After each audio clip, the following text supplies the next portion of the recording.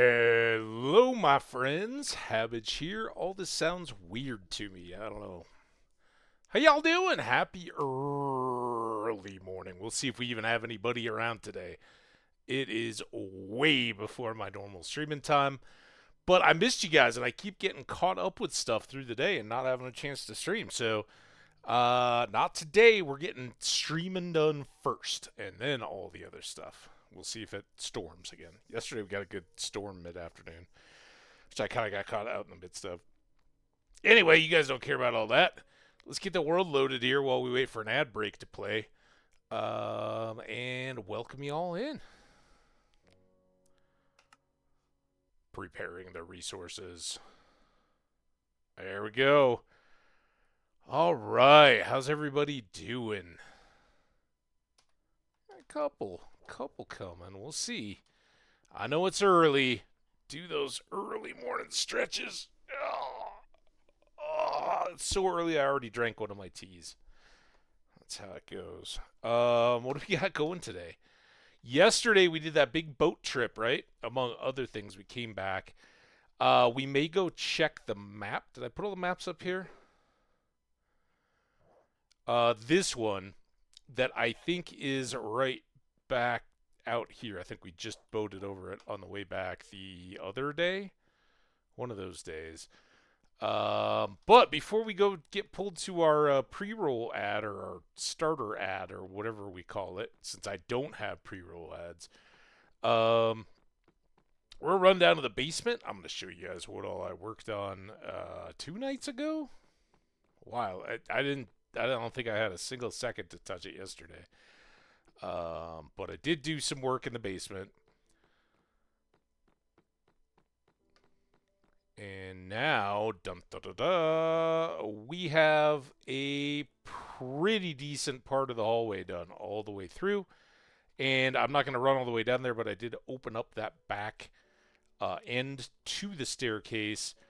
I found out that these torches, like one section in at the beginning of the wall here, when it was just that narrow walkway, the torches were all misplaced by one. So the far end is even more jacked up now than it was before. What are you going to do? We're going to go upstairs. The ad is going to kick in at some point, probably while I'm climbing these stairs. If you get pulled away, don't worry. We'll pause once we get up to the top. Then we'll figure out where we want to dive in today. Could be some fishing and catting, probably some boat tripping, and who knows what else we're going to do today. But, yeah. Let's go ahead and grab this in preparation. That's a quick win early. Man, it's still no ad. Could be a full minute. How are we doing on supplies? We could use some more steaks. I just keep checking over your guys' way. They're going to start sometime. All right, there's our ad. All right, we'll park it right here. For anybody who's here and hearing me right now, just sit tight for a bit. We'll be right back. Anybody else, we'll see when we get back.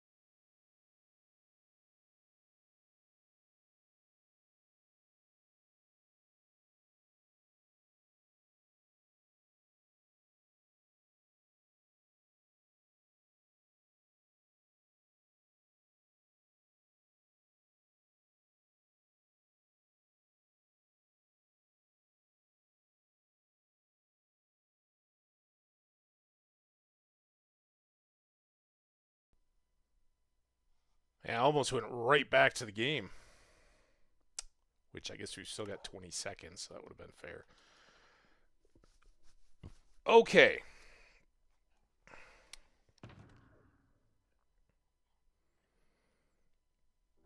Oh, I forgot we got all these armadillo scoots. Oh, this is perfect. Perfect reminder time. I was thinking brushes, which we used most of getting scoots. We had like a full box here. Full stack of scoots. Anybody remember what the pattern is? Well, it's none of those. Dog. Armor. Wolf armor. That's what it looks like. I thought I did that.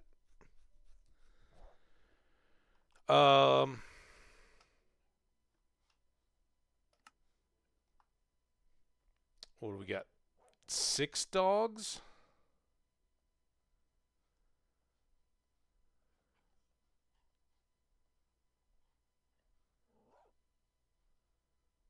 Six? Alright, we got... I don't know what light gray dye is going to do it for us. Let's get a red. A pink. A yellow. And then we can do a blue. Oh, I guess we should do a black.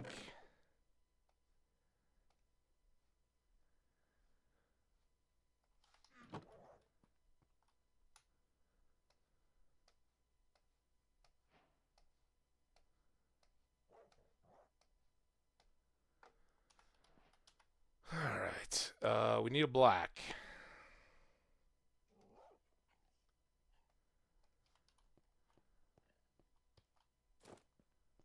Yeah. And a pink. Hey, Amanda, how you doing? Pink doesn't really show up very well, but it does give the little paw leg warmer things. That's kind of cool. All right, let's go get the doggies. The badge of hams? I like that. I should have brought more.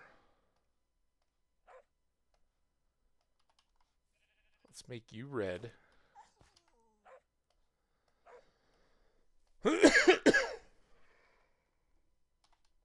Make you blue. And then you get to be... we'll make you yellow.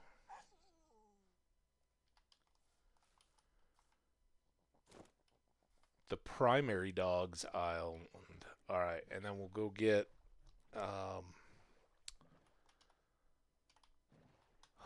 orange. What a pain in the butt. Can you make orange dye out of carrots? That seems like a good thing. It's orange. Every time I chop carrots, my fingers get all orange. Alright, so we need 2 of those. And 2 of those, because that'll make us another orange. And then I need another blue, and then the red dog and the yellow dog, right?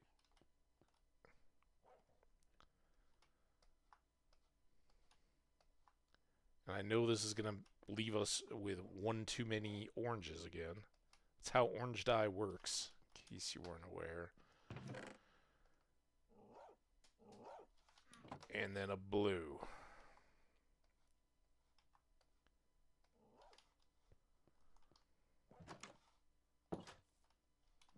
This is important work we're doing here, people. This is dog's work. Taking care of the little doggies. Because they need it. Oh, I didn't need the extra red dye, did I? Because red is default. But I do need blue. And then I need yellow. There you go. And then we'll do orange over here.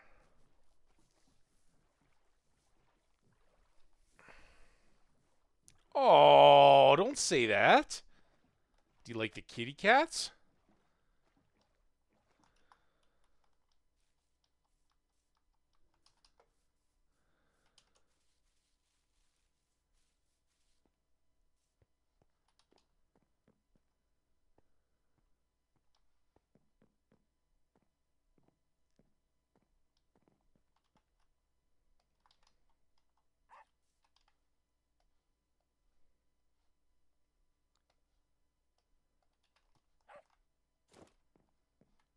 All right. Our dog troops are colorful.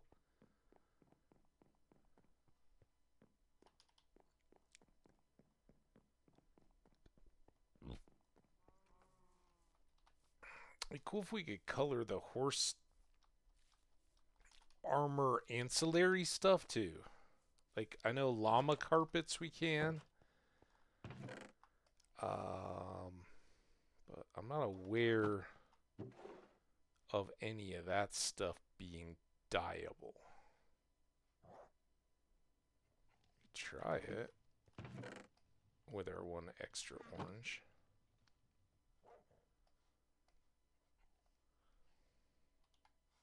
Didn't think so. How about the saddle? I guess I don't need to go over there. Alright, I'll stop now. Okay, we need torches in an... Oh, and do we need more brushes if we're going to go back over there?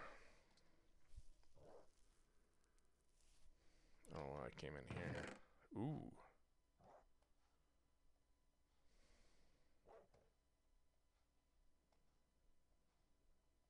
Just look at that. With a little bit of trading, now we're all out of torches again. I know we've got a bunch of coal stored up, but...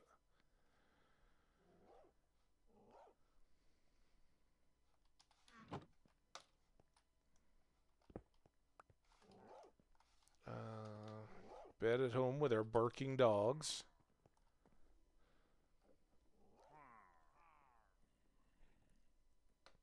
We got more pillagers to take down.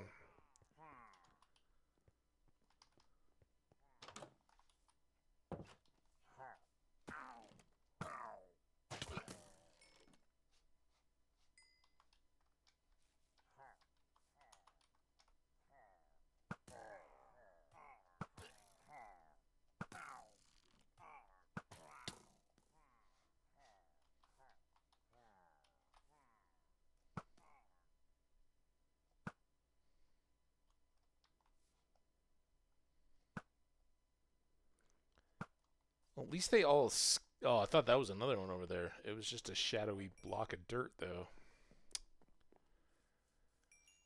Bum, bum, bum, bum, bum, bum, bum, bum, bum, bum, bum. Hi, horsey.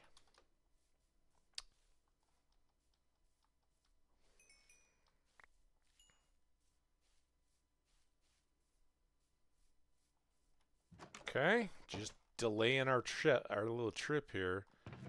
We still haven't figured out what to do with these guys yet, but kind of at their maximum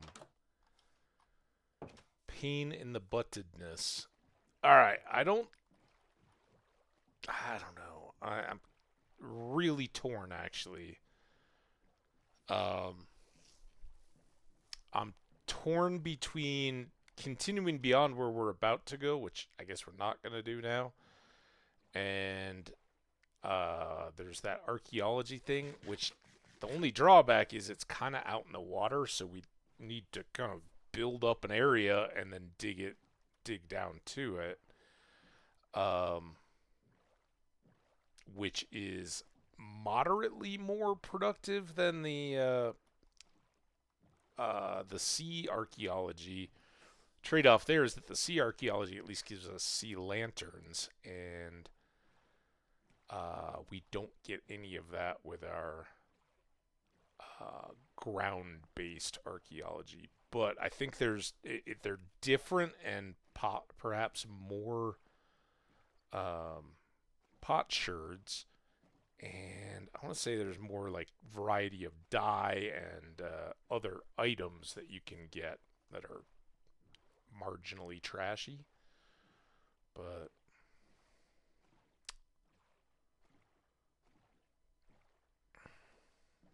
got that geode right there. I know we had like another geode in the Mushroom Island caves, um, but that's the only real convenient one we found as of yet.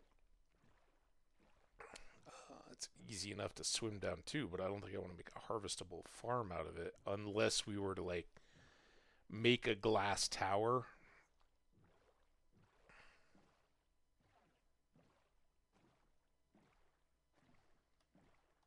Get after it that way. But what I really want in terms of exploration and world features are the desert and the mesa. I definitely wouldn't mind throwing some time towards searching out the some desert temples.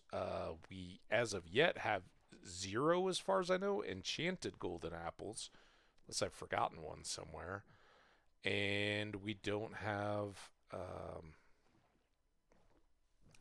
terracotta. You know, a nice gold mine would be great. So that kind of stuff. Squid are asking for it. I'm gonna resist the urge though. All right, let's check our map.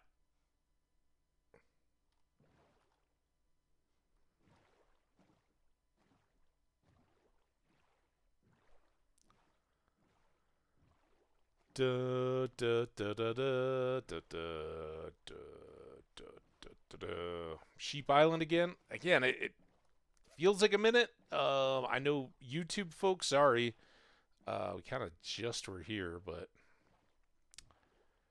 real life, we had a day gap, so this seemed like an easy, quick hitter to start. And do we see? Is it that one?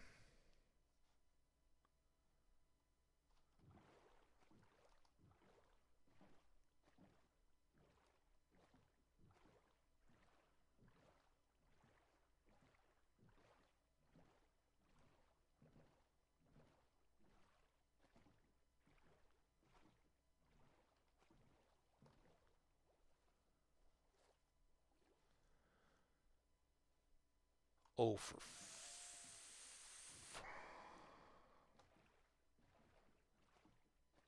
it's well, we just sailed right over this one.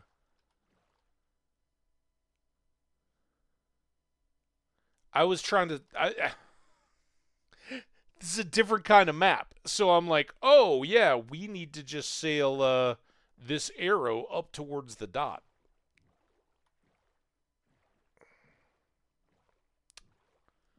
So it appears it was not that one.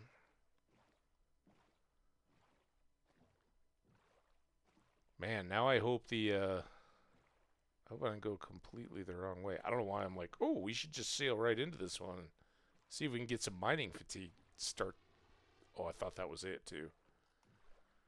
Hey, Fox! What's going on? How have you been, my friend? Hope life's treating you awesome.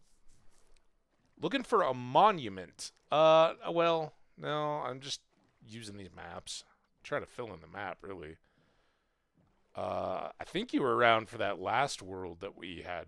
This world has probably surpassed it at this point, but um, I lost the last developed world to a Guardian Temple. Not my finest. Alright, so this should be it.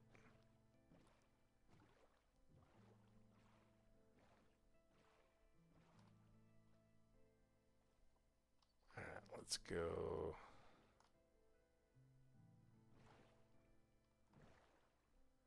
Just a bit here. Get the... Well, actually, I should go down this way.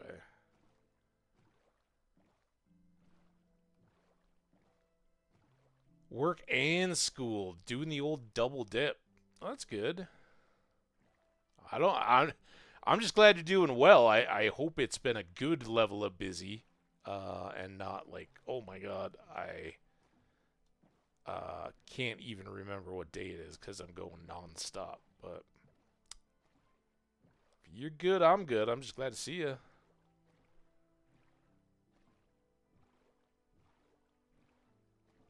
How's that a hands-on head for 64 golden apples? We got another almost 30 or so in the supplies chest. I munch those things. Golden apple a day keeps the creepers at bay. This almost looks like an issue. Alright, just down to the corner here.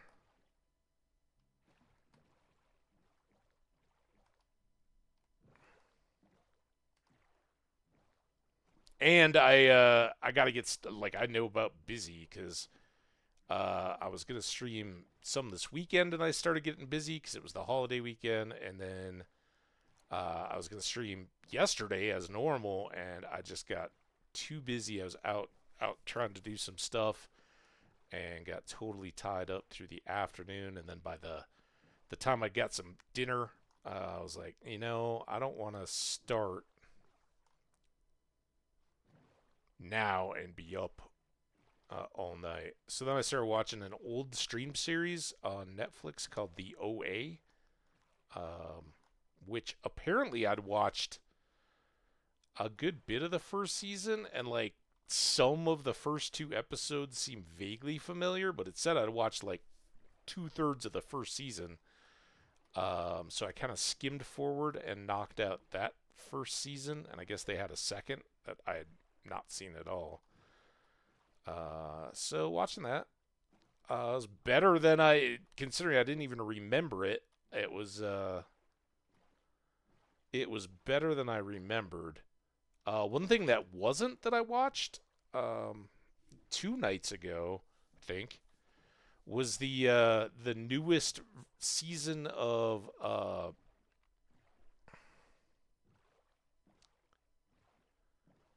yeah, that's a big risk. So that was my deal. I ended up not streaming because I wanted to get a good night's sleep, and then I stayed up way too late watching that series. So that I was pretty interested in. I'll probably push through and try to get through what's out there. Um, it's the oh man, what is it? Like Death, Love, and Robots? Is that the animated kind of sci-fi series?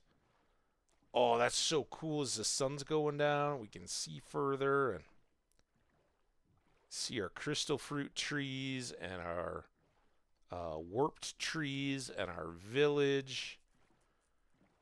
I thought there was an island closer, but I guess we're going right up to the edge of it. Might as well go for this island then.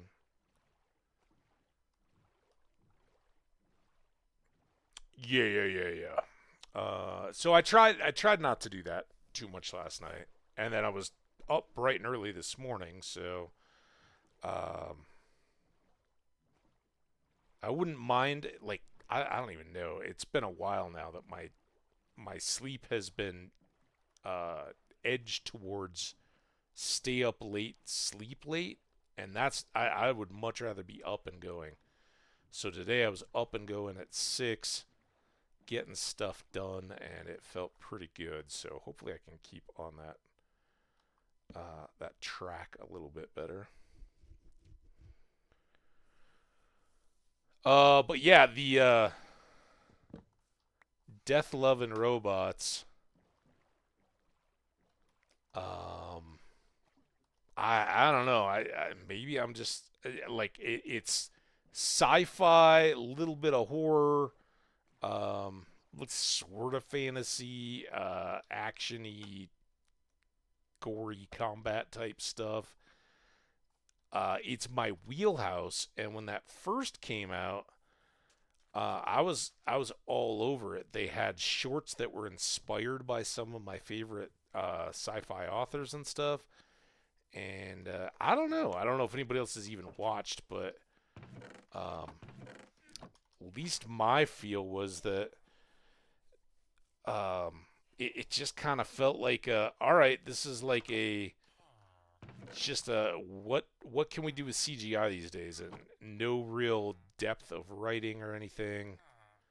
Um, I mean, they were visually cool, um, but I don't know. I kind of liked the cat one.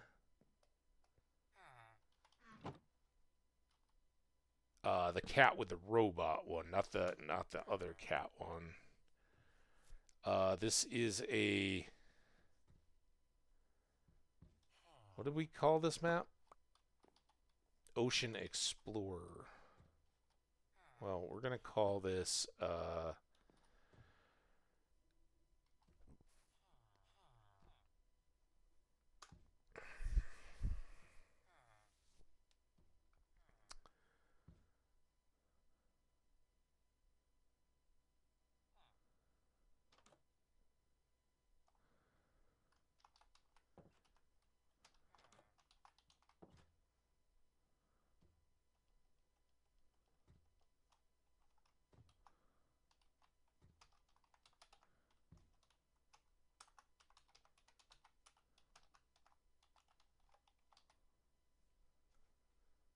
done. Die that sucker. Here we go. Our cartographer is doing great, and these are. It would be kind of fun if we could like see the maps and be out in the ocean. I don't know. Yeah, I don't think they overlap at all, because that light colored stuff. But they could probably be edged right next to each other and still be pretty accurate, assuming they're the same size and all. I mean, our little hash mark seems to be at about the same height, and I don't think there's just another full open ocean. Remember, when we were right about here and just turned back and the sun was setting, we could see the trees and some of these outer edge buildings getting highlighted by the sunset. So you got good maps, buddy. We're going to get those other ones checked out too at some point and bring them on over to you. Swamp, maybe you got to take, and I apologize if you've been here for the beginning of this world or something, but I know I haven't seen you in a little bit. We've been going, I think this is, we're getting close to episode 20. And there's been a few off days in and along the way. Um, we could either go on a boat adventure. This is a big old continent we live on, so we could either go up around the edge this way, like way up, out and up. We got a mushroom island out there, but we could head that way after cutting through the nether to shorten the trip a bit. And we've got beyond our big continent and the outermost edge, we think, out that way, that could all be explored. If we go due south from our house, we got a lot of varied like woods and ocean and stuff that we have explored, but somewhere out that way is the Woodland Mansion. So we could go that way and at least try to locate it. I don't have my netherite yet, so I'm not real wild about taking on those stupid fairies, but it's a thing we could do.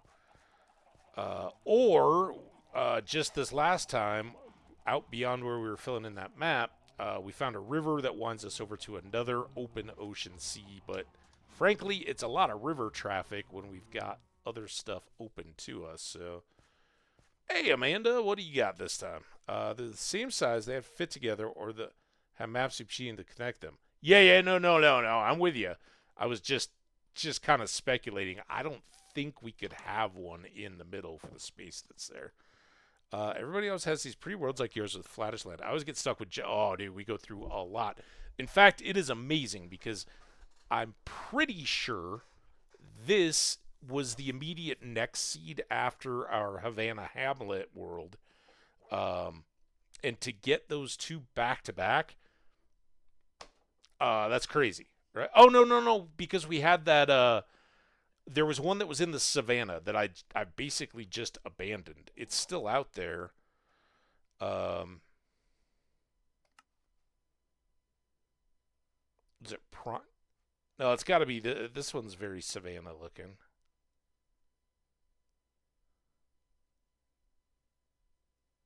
520. Oh, 5.2. I'm like 525.25. No, that doesn't make any sense. Um, it must have been the blue juice. That one I didn't like very much because we had to go a long way before we even found a good home spot, and then it was in the savannah, and we were basically just living in a hole with, I mean, kind of our thing. So we could do all those exploring, or any of those exploring things, or we could expand our hole in the ground house for future house building. It is Swamp Fox. We haven't done this before with you around because I really haven't done it. So this is our zoomed out house world maps. You can still see our fields. I'm standing and my mark kind of covers up the house-ish bit. We got another wart farm and a lava pit and some berries and stuff out this way. And our village that we just came through over here. But this continent goes a long way this way and a bit more up beyond what you can see up here into the ceiling north. And we've sailed out and around that edge, cut through the middle of it, back down to another ocean that's kind of down this way. And this is all varied land and internal seas and stuff. And then this is a whole nother mass of continent that swings out this way. So we've explored quite a bit. For our home, these ceilings, these two, are these two squares. So we've got matching rooms underneath here and underneath here that kind of sticks out here. So we have like a quad here. I think we're probably going to go 3 wide because I want this to be the one that kind of takes the hill and makes our entrance. Eventually, we'd like a road, land route to get up to the village via our new house horse, right here, and be able to use roads, right? And ultimately, whether that road loops around our house like this or what, that could connect over our canal system here to a bigger, better system all around. So much to do. But what this house doesn't have on this ground floor is a portal. And that is greatly tempting me to... we could really put it here.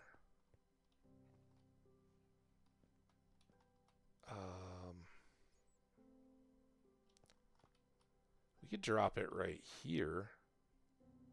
I don't have enough obsidian on me right now.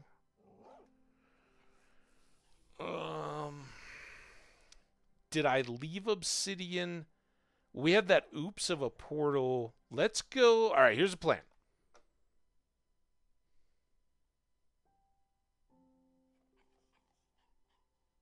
Oh, there was a lot of good in caves and cliffs.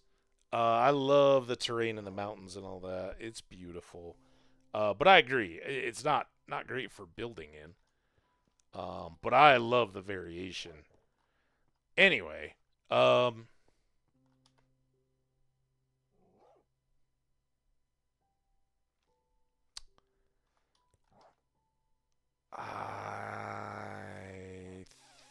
like, oh, should I bring fish for cats? But it's dumb to do cats anywhere but in our village, I think.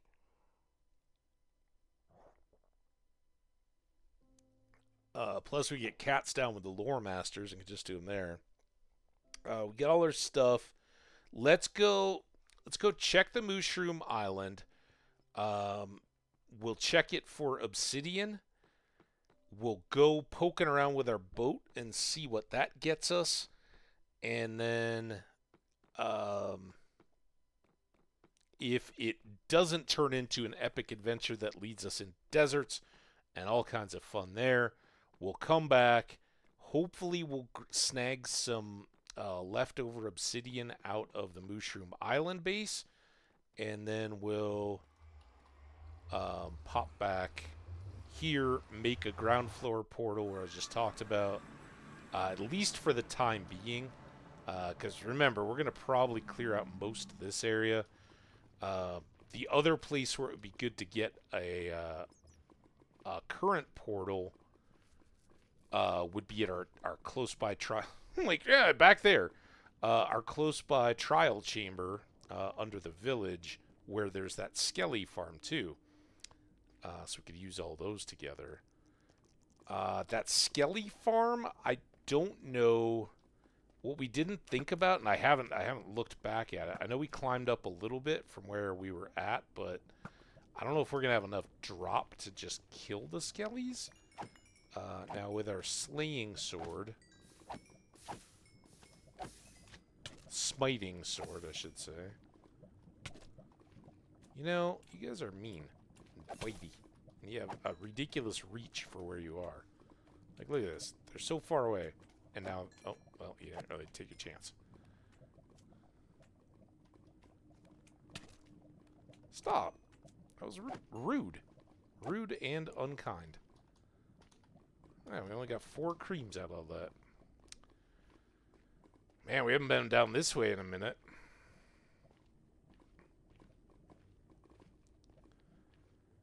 Yeah, no, unless I'm climbing up one to go get coal and iron and all that and emeralds, I don't, and goats.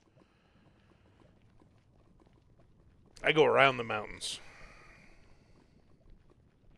And I always talk about it. Ever since I've been streaming, I've been talking about, like, I find the most picturesque mountain area, and I'm like, this is where my summer ski resort is going to be built. And I've never, ever gotten around to building one. Alright, so this got all borked. Remember? We had made this nice guy. You know what? Let's try to fix this. Do I have... uh-oh.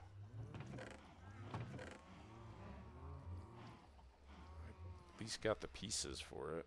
I know I probably got one in my supplies chest, but... And I know I could just do this in my inventory, too. Alright, let's break this again. Remember when this... Anybody here when this happened? Does anybody remember what I decided caused it? You get internet points if you get it right. Well, there's only 1 or 2 of you left, so... And I know Swamp wasn't there. This was so head-scratchery, but I think we got it. Also, for anybody who doesn't know, those are all our mushrooms up above our heads. And some chickens, because this was early. Like, we had just made our first room of our hole-in-the-ground base, and found this island.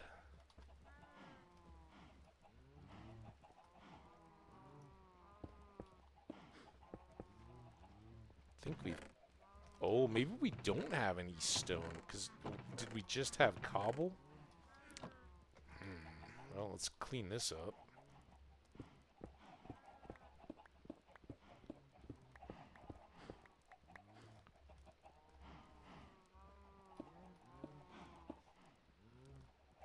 I mean, look at this. Jeez. Couldn't even get certified as an apprentice house builder. That's better for now. That was our ladder down. Alright, now this should still all link up.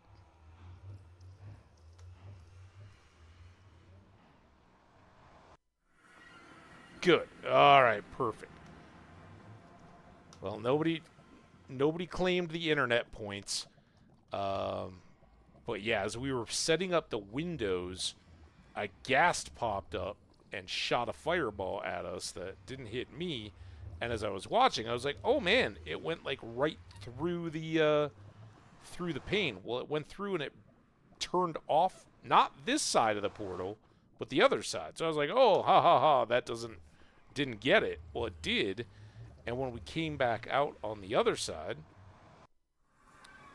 it built me a new one. And it turned out when I came back through, this was unlit. Well, that was odd because we lit it and come through here. So it was a weird one, but we figured it out. All right, let's leave an emergency lighter torch here.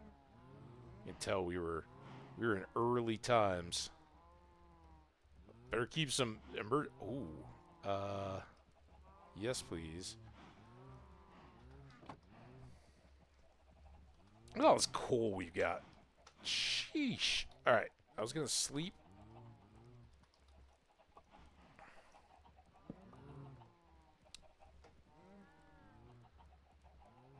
Alright, yo-ho, yo-ho. Pirate's life for us. And I thought I had... Maybe I claimed it. I guess it's a good thing I brought a boat.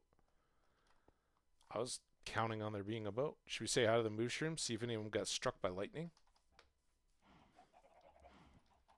While we were out and about doing our thing. Fortunately, these guys aren't in spawnable chunks, so...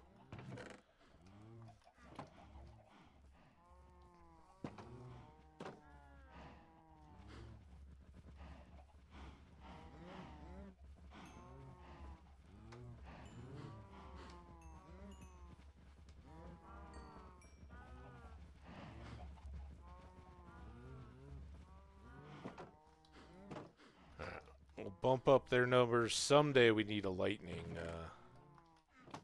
strike. But that is not our main feat of the day.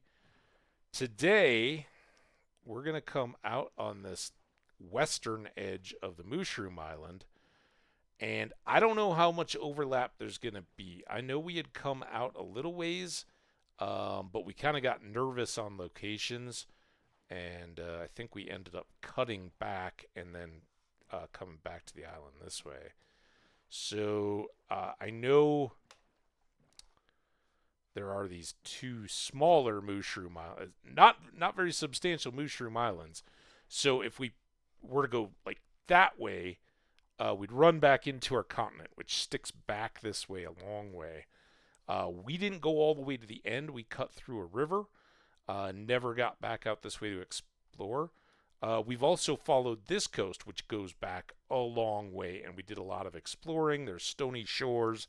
We found a skelly farm early on, cherry trees, all kinds of stuff like that. So I've got a decent memory that we've been along some of this stuff, but it's what goes out this way and how far we've been, I don't remember. So we'll just kind of head in this direction and wonder if that's the same coast. If it is, then we've been up quite a ways.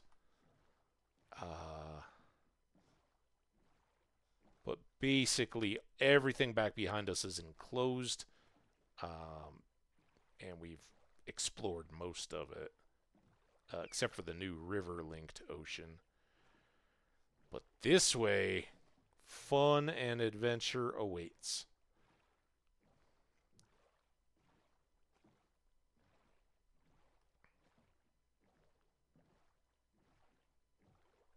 And hopefully desert and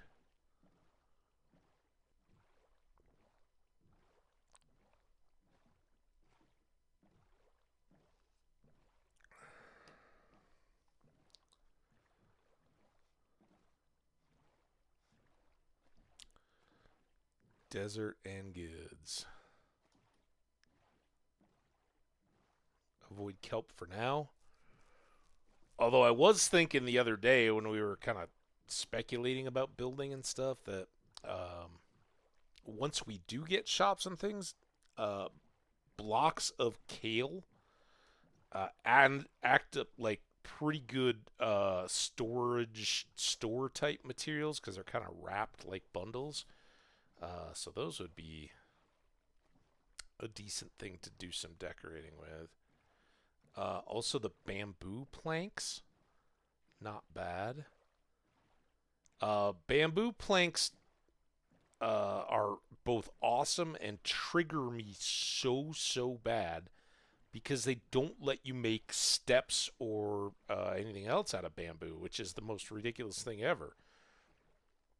It is like the most universally used construction material in the whole world. And they're like, nope.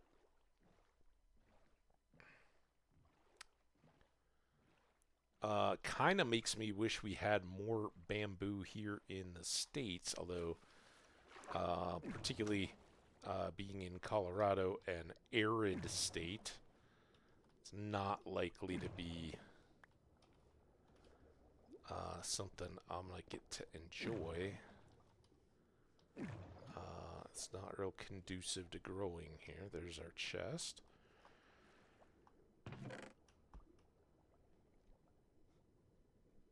So many axes, so much mending stuff, and glistering melons.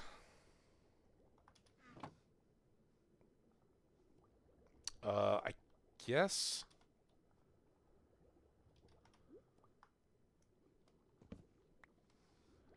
Take that. Did our boat...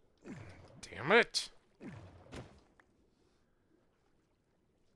Guess I was glad it wasn't a chest boat.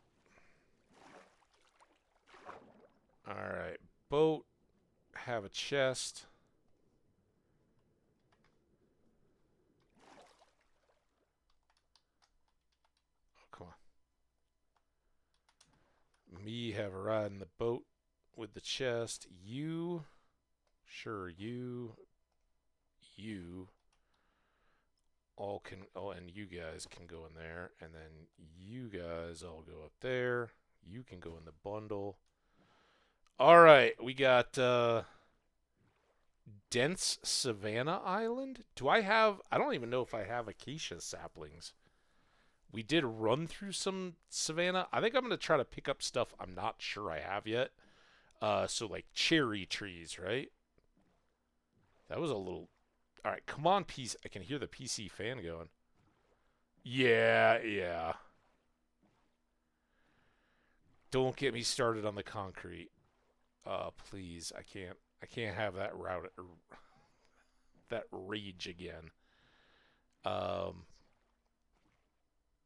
and sandstone fences. Why can't we have smooth sandstone? Are you just playing prissy for all the earlier start and stop I did to show off the world names? I hope I don't have to relaunch the game. Alright.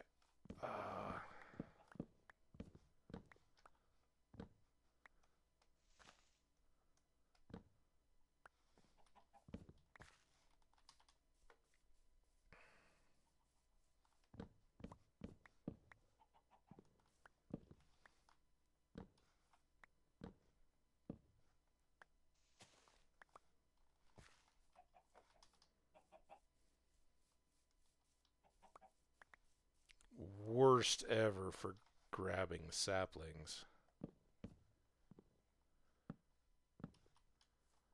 I mean, kind of just terrible for chopping in general. I know you wanted to be my horse, but the one with the big splotches was the better one than your cousin.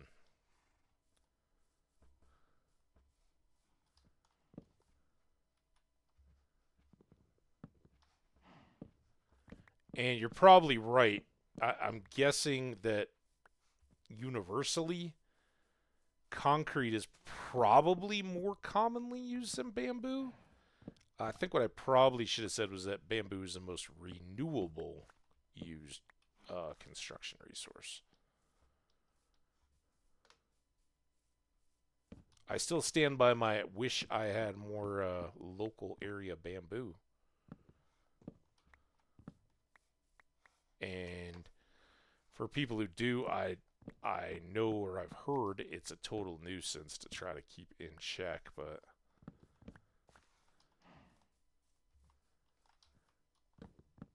still, it's pretty great, and pandas love it. And if pandas are pro bamboo, so am I. So, game, give us some stairs and slabs. And doors. Trap doors, so we can have bamboo shutters on our huts of bamboo. With bamboo goodness. 7. If I'm stopping at an acacia island, I want a few more than 7. There's one. Ideally without a bunch of grass. I mean, who doesn't want the grass, man?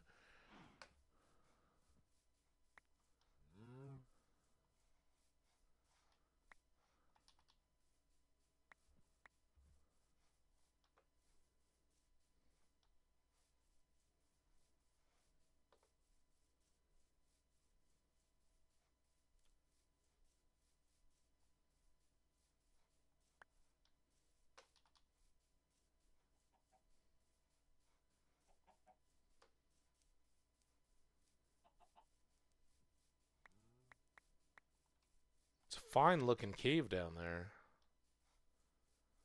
Give this island that.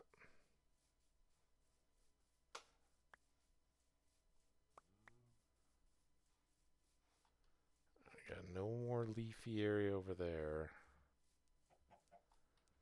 So putting my bed down right here, trying to take out. Can we get 2? A twofer? No. Oh, here we can. 2 big grasses gone. Yes, I agree with you wholeheartedly there. If you can't paint wood, it's good to have a base white that's not birch. I mean, we've been using birch for that for more years than I can count, but I love the pale wood. Losing that world with that creeper bomb, that stunk too. I was building a big white, not like the White House, but just a big white house on a hill. I think that world would have ended up being more trouble. It started off great. And we didn't end up that far from spawn.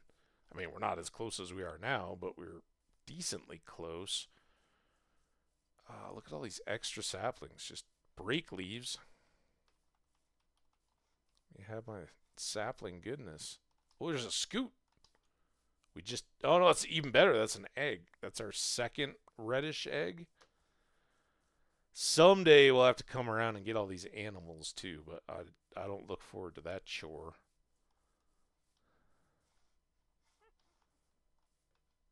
Was that an armadillo noise? Was that like a baby witch? Armadillo noise! And another scoot. An actual other scoot.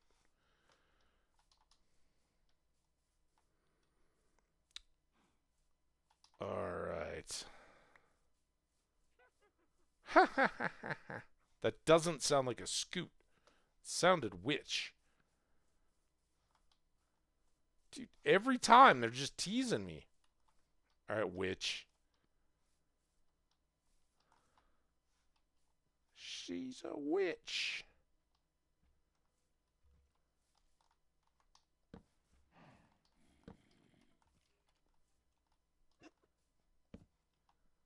Oh, I hear you.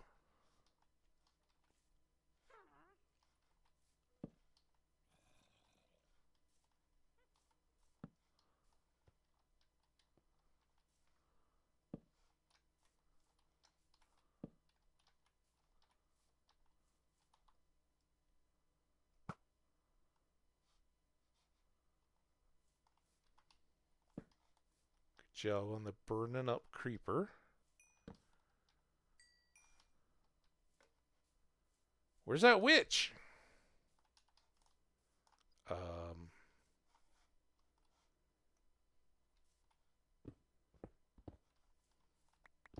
think we processed everything the other night, didn't we? Or do I have a ton of coal ore sitting back at the base?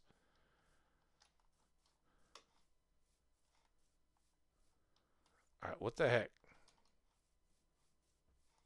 I heard you laughing.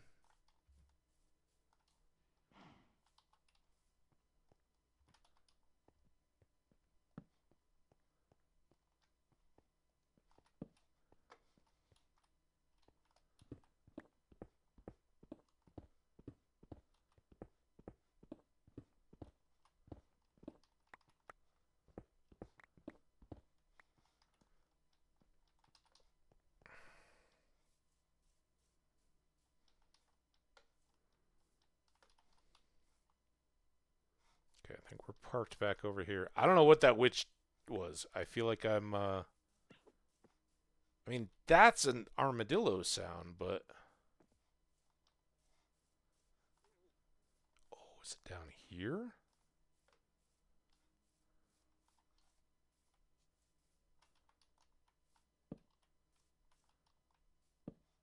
I'm gonna end up... Oh, I would love an environmental kill on a witch.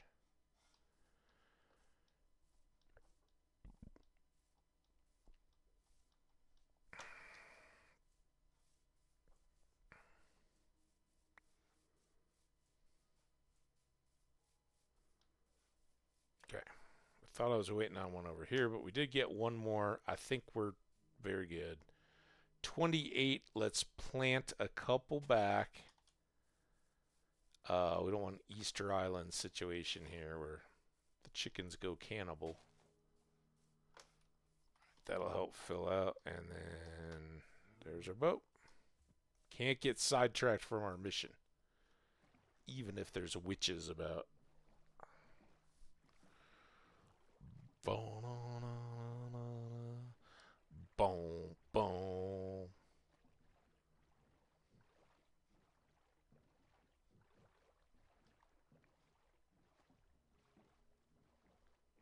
No little island, little shipwreck. I think we'll skip the shipwrecks for now. Swing around this guardian temple here to the east.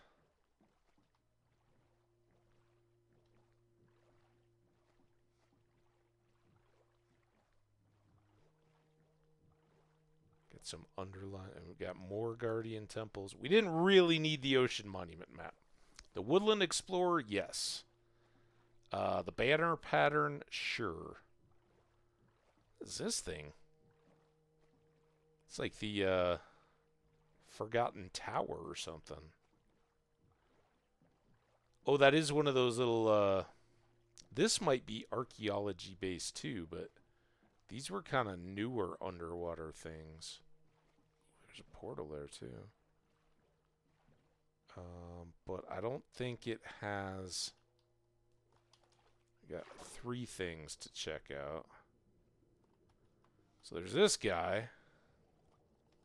What do you got? Oh, here, let's switch back. Just in case somebody comes on us with a trident.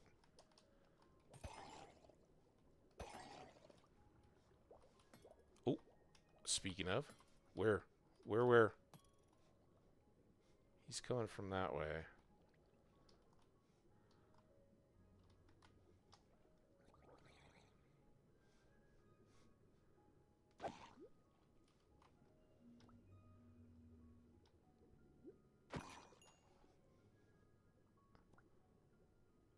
Am I out of your range? Oh, it's a baby too. Damn it. Ow.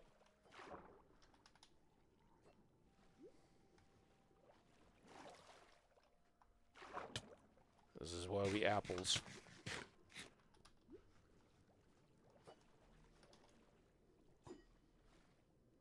Did your parents teach you not to play with mean toys?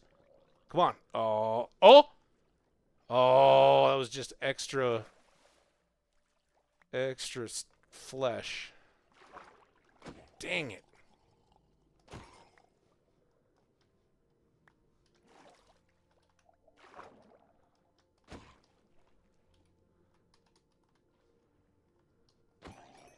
All right, our armor's great. All right, we took 2 shots, I think. Did a decent job of dodging. Where did... All right, so there's this tower. I'm just checking this out. We're not going to really stop. And so that would be brushable. That. So there's some archaeology. I don't know if there's like a treasure underneath that thing. I've never really checked these out. But we do have some outlying buildings as well. You gonna add? I guess we did go on that other boat trip, didn't we? Alright, I'm very worried about sinking this sucker.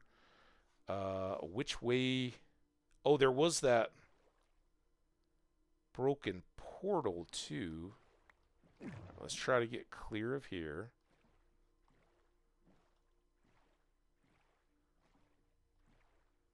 This one's a little bit up on the Guardian Temple. We'll just go down and get this chest first, hopefully before the ad starts. There you go. You guys get the full demo. Take everything. I think, unless that's a vanishing sword. Oh, I didn't even look for gold. There wasn't any. Alright. Alright. Sun's sinking in the west. We are out in the middle of freaking nowhere.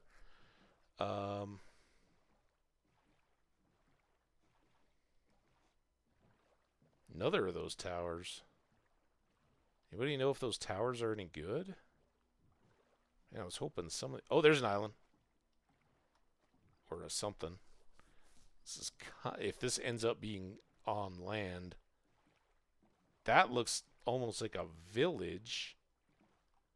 Alright, we'll come here to sleep, and then we'll go straight north after the break. Those underwater towers, they're like a 2x2 sandstone-y underwater tower that looked like they had more outbuildings scattered around them. Oh, and now we got an ad.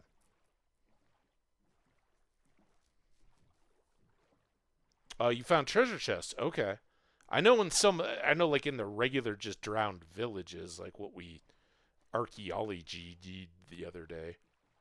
That's just more acacia. We'll go to this tiny little island. Looks safest. Yeah, we got big island. We're living that big island life. All right, let's get our sleep. Then I'll take a very quick break, and we'll be right back. All right, enjoy your break. Get up, move around a little bit if you need to. Be right back.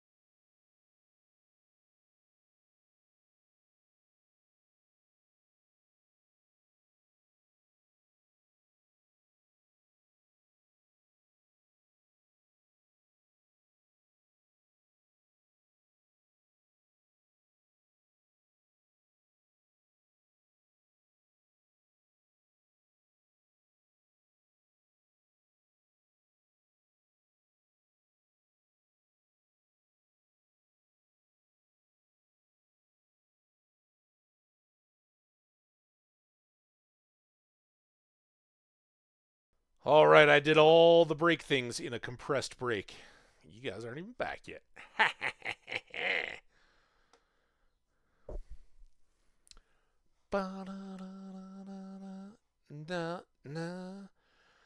All right, so let's head not to that island.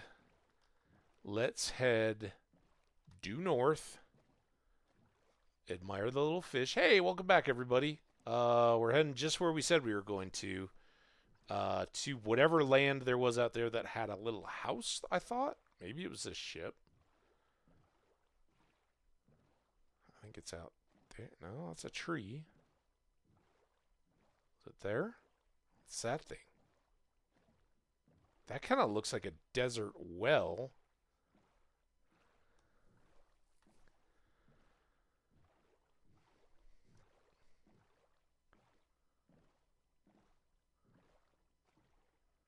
Oh, I'm just looking at the ad timer for anybody that's I think you said you've got turbo, right?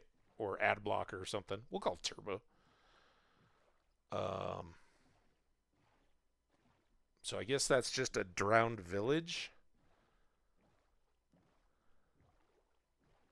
not a village or a desert well.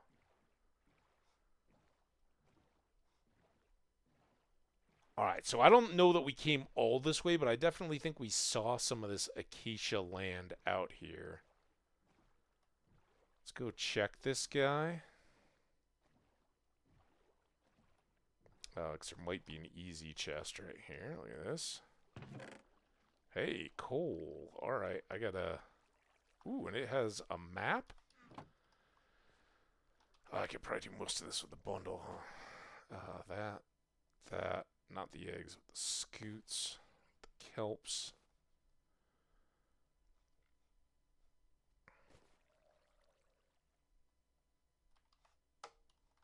I hear you drowned. Go on, be another trident guy.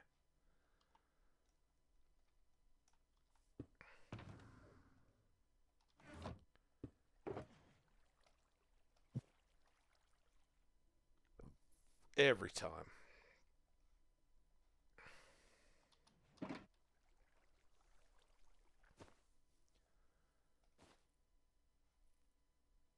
Oh, I pulled that, didn't I? Alright, boat chest. You take those two. Sharpness sword, you go back in your spot. Um, let's keep those. Go ahead and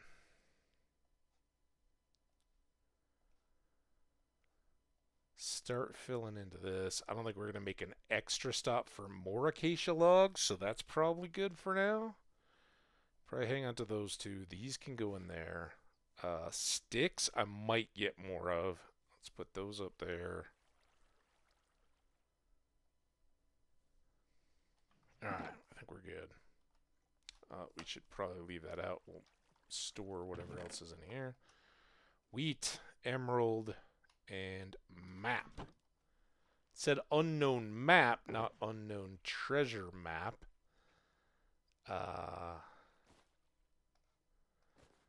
Not sure how we're feeling about that. These only stick to stack to 16, but I don't know if that then fills up a 4 slot in that bag or how that works. It's not like we got that many eggs. All right, let's take a look at this. Oh, it is a buried treasure map. And look, we're right there. Okay, you go back in there. You're going to stay there for our auxiliary storage, and you're coming with me, sir. Let's go mapping now.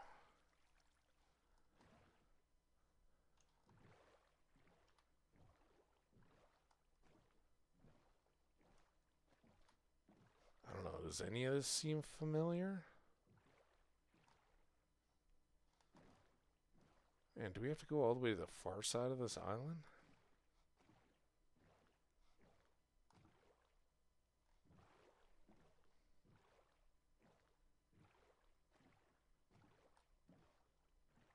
I'm I'm sort of Savannah indifferent. I like that it now has the reddish pigs, cows, and chickens. Um, Lots more chances for archaeology around here, I guess. Can I get around this thing? If this becomes connected and I'm just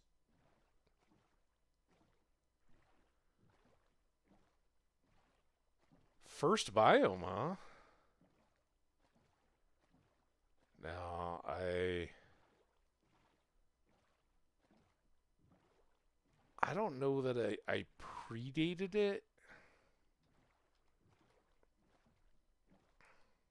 And I don't mind it for a spawn biome at all. I think it's pretty useful for getting started.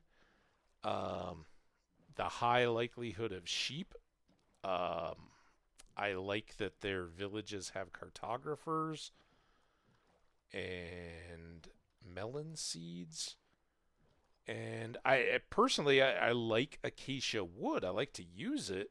I like the contrast that, if it's um, shaved or planked, it's the very reddish, but if you leave some as the bark, it's the nice gray contrast. I think that's all very good. Oh, look, we're right here. All right, well, let's get this last corner. Um, well,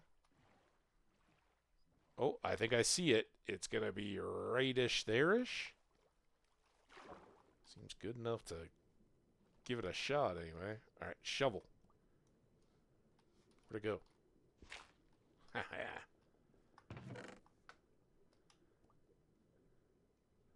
I probably should have left the emerald that I had out just in case we want to make a trade somewhere.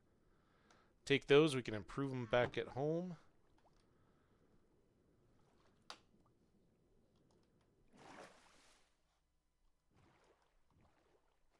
All right.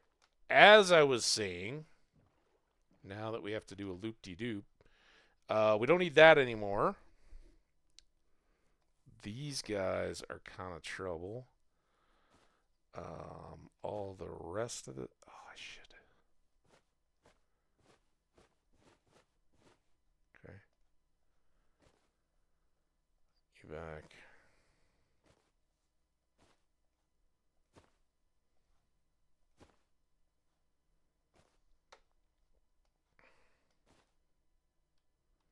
It's almost another bundle filled.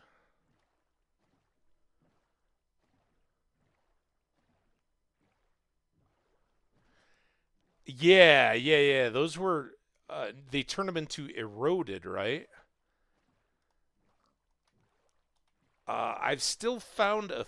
Oh, it's just stony shores. I was hoping that was gonna grow into mesa behind it. I saw this little shipwreck and I was like, "Ooh, there we go." If you've noticed, I hope you don't feel deprived, but shipwrecks, yeah, they might have a couple diamonds in them. We got what, like a stack of diamond blocks. Um, so I'm not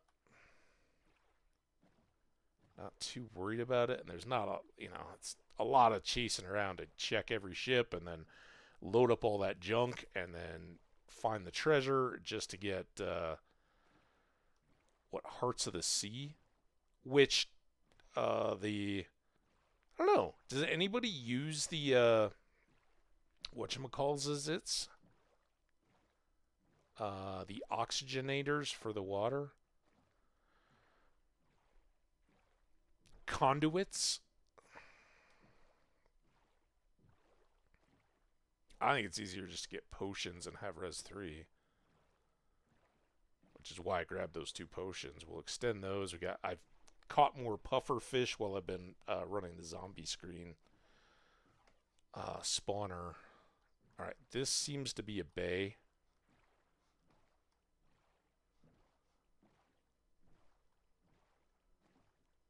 I think they're incredibly worthwhile early, especially if you're doing it in conjunction with what's out there in my world. How am I finding stuff, and especially with the chest boats, you can get that much chest boats and bundles.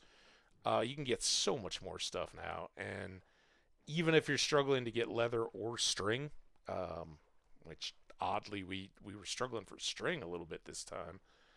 We saw and killed a few spiders, had leather, but just couldn't get the string to drop. But now the villages have them, and they're freaking everywhere. That's how we have so many bundles. So I I don't know that I feel real great about the villages having bundles. I liked a lot that you had to craft them, and that they limited the storage total capacity, and then just as I'm complimenting on them on that, they make them really really common. But between those and the boats, no reason not to do early boats and shipwreck. You don't have to go out of your way, but if you're running all these coasts, you're going to get some shipwrecks, and great source of early iron. Maybe you get some enchanted stuff out of the treasure stuff, and enough diamonds early to maybe get a pick and a sword. Um, and you're off to the races. So that's my reason at least. Plus, who doesn't want to be a pirate? All right, do we think this could go back further? It's probably gonna be just really steep. Yep.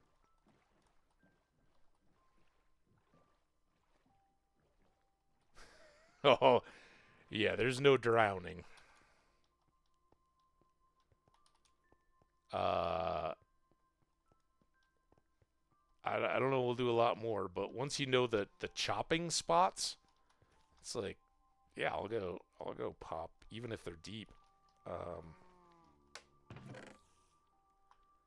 Still no gold now. Enchanted golden apples, I should clarify.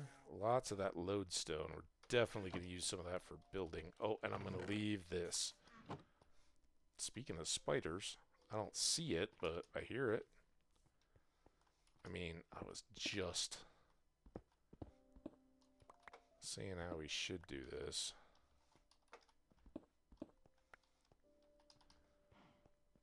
Not going to do the whole coast, though.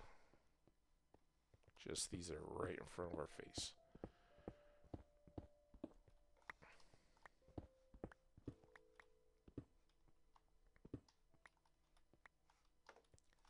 I mean, it's XP and it's... You really want me to have to break an extra block, don't you? Well, I guess that's alright. We only got 6 stone. Alright.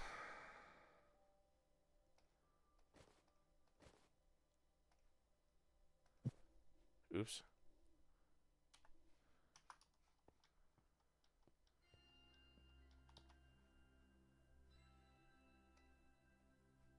That one filled up really fast. Normally, should we get a couple bundles out maybe, since we're doing all this? Oh, every stinking time. Oh, and then, I guess that didn't matter.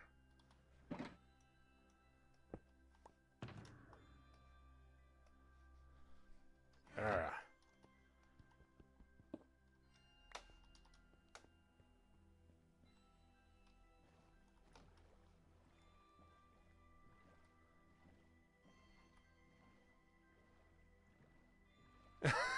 Oh, I have drowned. I try not to make a habit of it because hardcore. But yeah,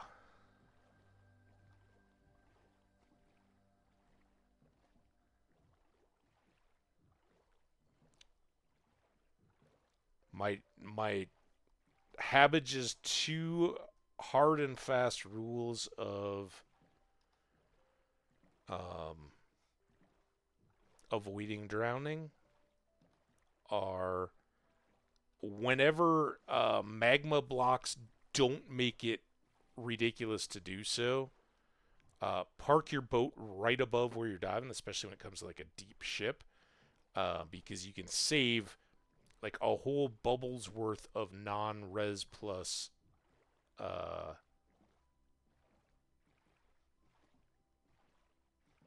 air bubbles by just swimming up, and as soon as you're 4 blocks below or whatever on the boat, just click it, and it'll pull you right back up. So it gives you a little bit of extra depth on your dives. And then never, ever, ever swim into that upper chest in the back of the room, in the back of the boat, where you have to, go through that 1.5 block space to get to it. I will always break through the top or open it before, because I've gotten stuck there before and drowned, and that's a horrible way to go. But as far as opening the trapdoors to get to the... Oh, that's cool. That's cool. If those mountains fill in and that's not just a weird... That's kind of a weird mountain. That was looking pretty good, but look at all those mountains in the background. Yeah, some of y'all know this. It's not the greatest ever. But that's almost markable for epic build down the road. And how is that pale or is that jungle? It's another little patch of pale.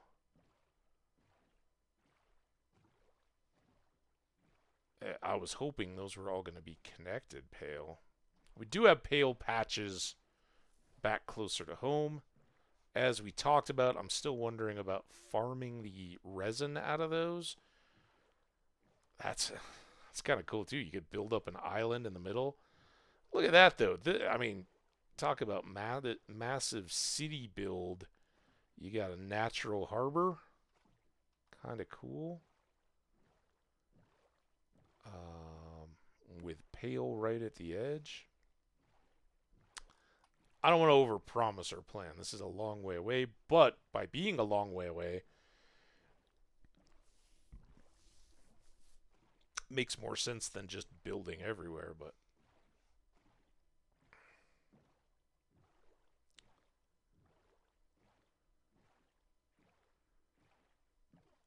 I do that for the monuments. Park the boat right over the top.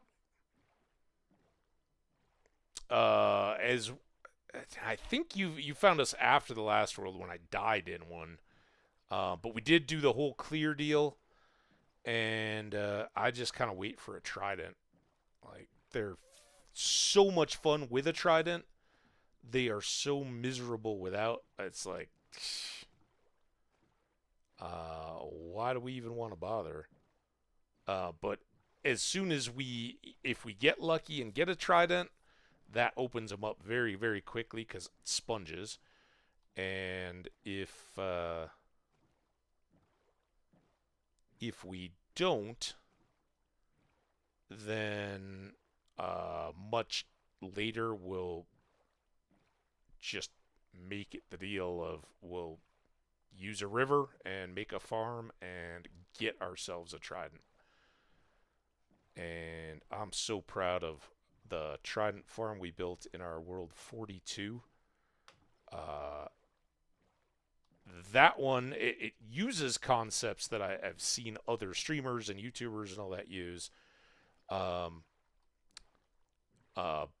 it was my fully tweaked modification, and it was great for a dark room drowned spawner and tridents.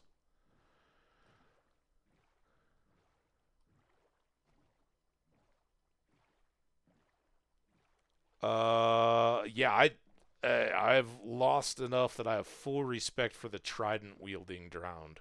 And it's bet like you just saw that one. I have no worries at this point. With our full diamond armor, unless you don't watch your bubbles or don't have respiration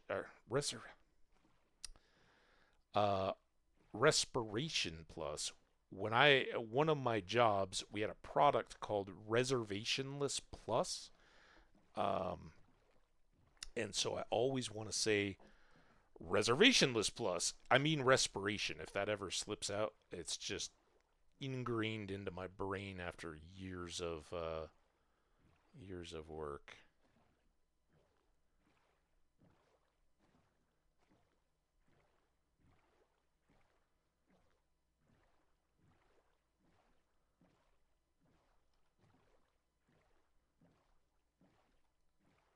and that's why if I catch myself, I'll say res, like respiration, and I'll say res plus because that was its nickname too. It works good for both. All right, now we're dancing with the devil here because open or not open, won't really matter if we have to loop back all around. But if any of this ends up being an extended part of our continent, God, that looks just all like teasy beaches, doesn't it? And more stone shore, a little bit of jungle, some sparse jungle.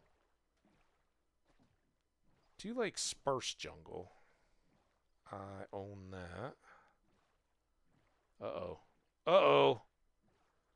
Closing in on a bay here.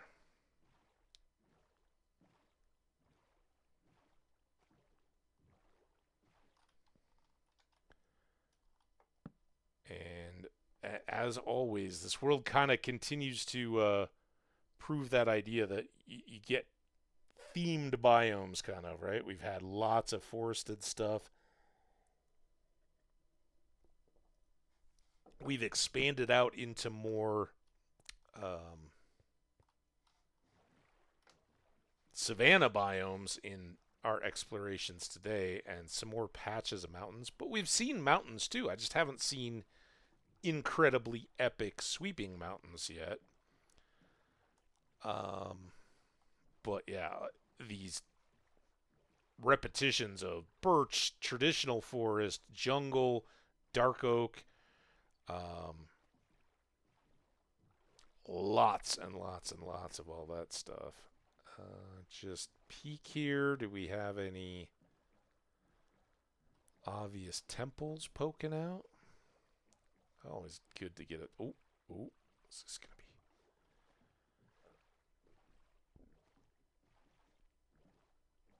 A little mushroom up there, so more dark oak. This does not look as open oceany as it once did. But is all this continent, right? Have we just started making it look like we have a city on an inland sea surrounded by what's more or less a linked continent? Not willing to say that conclusively yet, but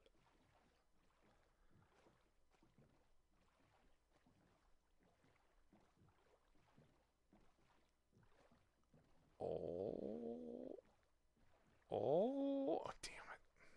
It's just more beach.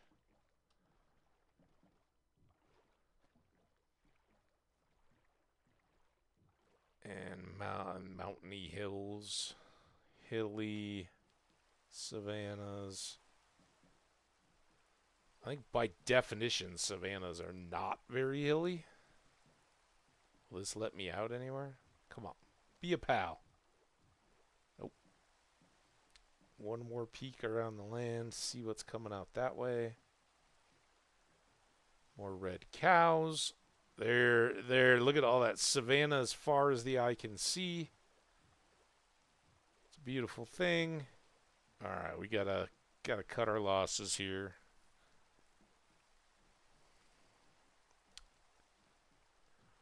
Boom, boom, boom, boom, boom, boom, boom, boom. Boom, boom, boom. Yeah, I know why I am using every break. Because I think I have one more tea waiting in reserve. I'm down 2 teas already.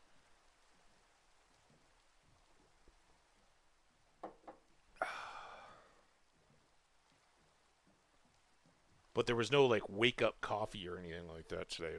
Just the streaming teas.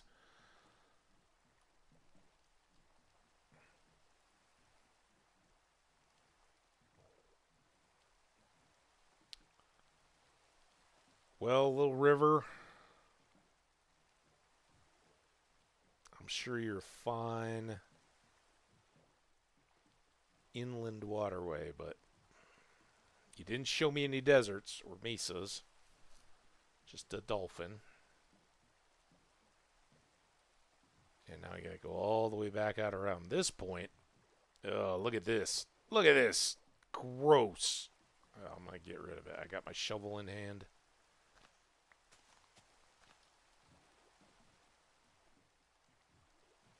Blech. Oh, turtle. Nice little bamboo hill.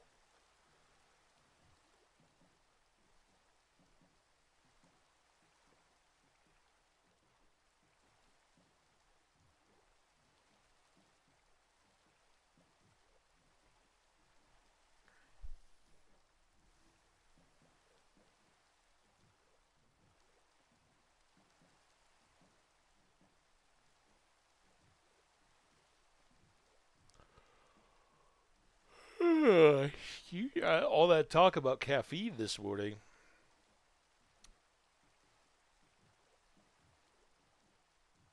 Now that is Sheep Island.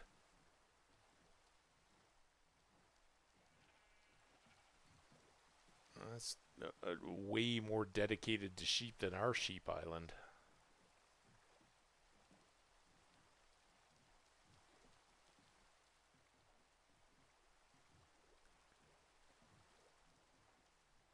Any punch through there? Oh, that's kind of nice. Savannah water. Savannah, you are so close to being desert and or mesa, but you're just not.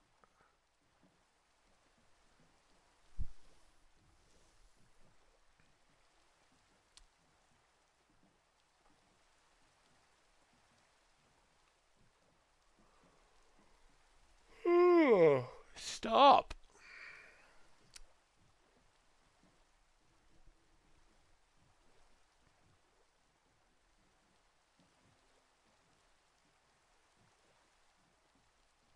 I didn't feel another one. Are yawns like sneezes? Do they always come in threes? I'm talking myself into this way. Just embrace it. Enhance the yawn. Is that an old wives' tale, or is that like a legitimate thing that supposedly you yawn because you're not getting enough oxygen? I think that's got to be old wives, but I don't know. No doctor. Heard it a lot. But it doesn't really make sense, right? Like, you would think then that people here in Colorado or other high elevation places would be yawning all the time. Like, I guess I am, but I don't do this all the time. So who knows?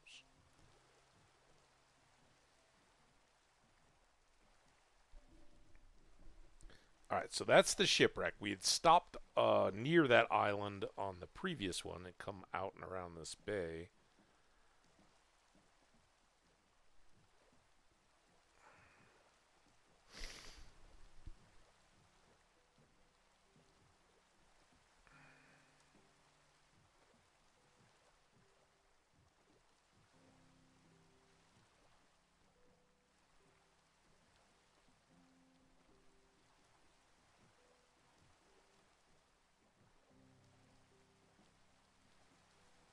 Well, that's a big hill.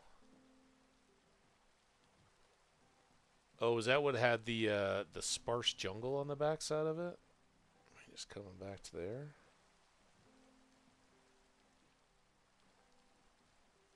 Now I gotta sneeze. All right, 2 seconds, guys. Give me real quick.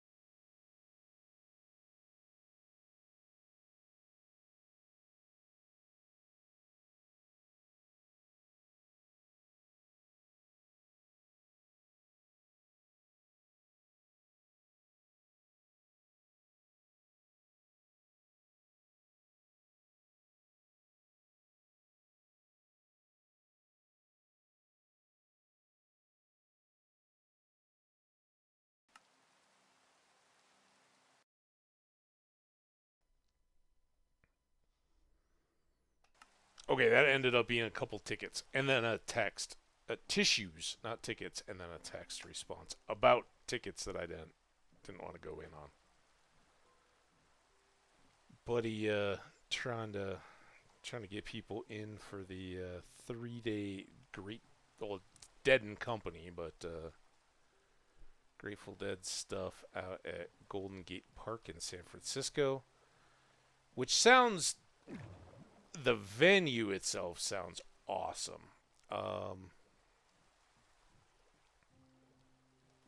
I don't know. If they were coming here, I'd done, for those who don't know, I'd done a show to see Dead and Company at the Las Vegas Sphere last year. And I was pretty firmly foot down, no, I'm not going back to Las Vegas again this year. I enjoy the music. Kind of discovered it in college and enjoyed it from, then as just, I like the songs and all that. And the various members, bands, and stuff. I never saw the Jerry Garcia Grateful Dead, but I did see a couple iterations along the way, post Jerry, and arguably that's, yeah, well, there's no argument. It's not the same thing, but still, great, great stuff. And I'm sure being outdoors in Golden Gate Park in San Francisco, right there in the Haight Ashbury neighborhood where so much of that music scene exploded in the 60s, would be tons of fun. But the text was, well, hey, do you want me to put you down for a 3 day pass for like $600 and something dollars? And I'm like, nah, no. I was like, if I get a wild hair, want to make the trip with people, I'll use one of the, just ticketing apps, Game Time or StubHub or any of those. Some of them kind of incentivize you to wait, see if the ticket prices go down, and it may totally backfire. There may not be a lot of opportunity or market for those, and they may be hugely marked up closer to the show. But on the flip side, if you can get a single day, that might just make it all worth it. But much more importantly than any of that kind of stuff, we have now come around. We've finally gotten around that Inner Bay. Ooh, there's a. See, I do keep going back for these guys because possibility of enchanted golden apples at them. I don't know if it's all biomes all the time or if there's probably ways to further dial that in. But I have gotten enchanted golden apples out of the broken portals. Oh, well, I totally missed the mark here. That's all right. We're committed now. As long as we don't fall in a hole. Wasn't sure.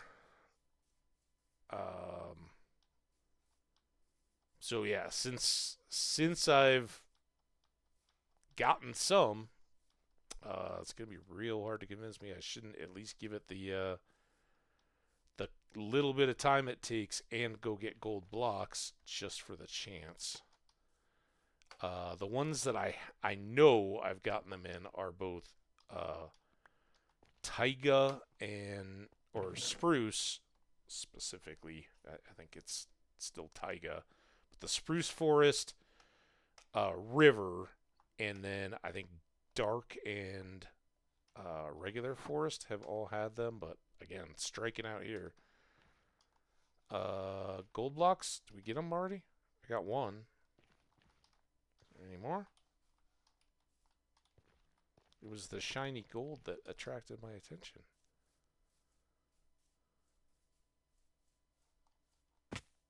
Oh, come on.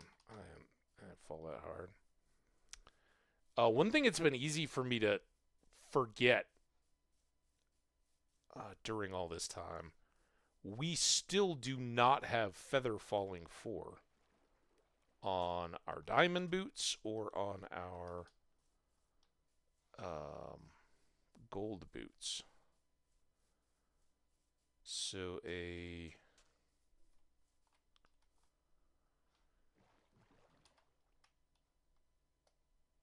put all those away for now. I guess I can do that. These two.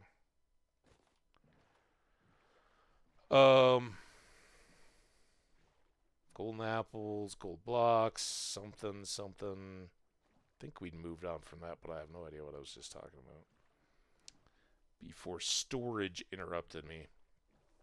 Well, the important thing is we're in this water that may ultimately need to be crossed to get to our continent.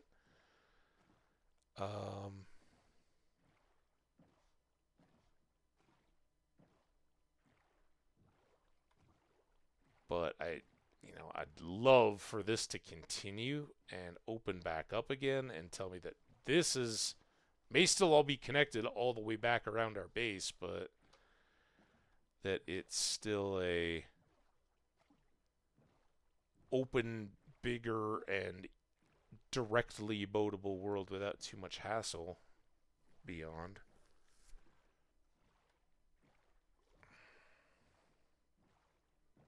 Which then will circle us back to the whole, we need a creeper farm, we need all the things to make that happen. We're getting close. We certainly have enough deep slate to build the structure and dirt to make the floors. Possibly enough wood, although maybe not.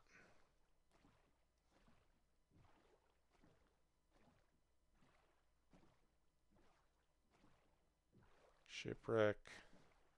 Still, it's teasing me. Each time I see one of these, I'm like, all right, we're good. It's going to open back up. And then I start seeing more stuff, and I wonder if it's going to link up. But these don't necessarily even represent our continent, right? They're just islands. So you're telling me there's a chance. Oh, see? And then again, nope. No chance for you.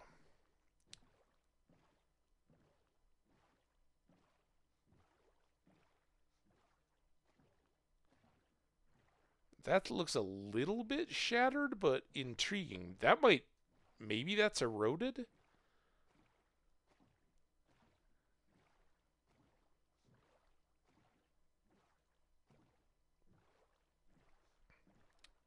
Eroded's nice, because if I'm not mistaken, you can go get emeralds just right out of the surface in it. Oh, here's one of these guys.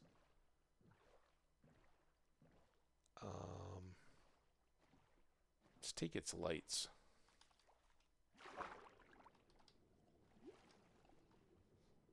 Also, let's, look.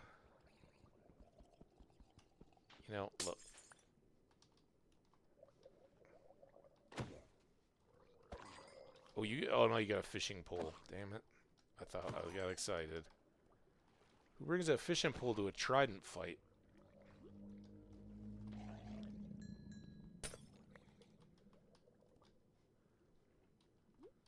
Oh, did he cook himself? Your buddy cooked himself. Alright, speaking of don't doing stupid things to yourself. After all that drowning talk. Alright. Didn't break a single kelp. Feel pretty good. Got a couple lanterns. This looks dead end. Oh, what do you think? Do we think this is eroded? Do we think it's shattered? Or do we think it's regular savanna?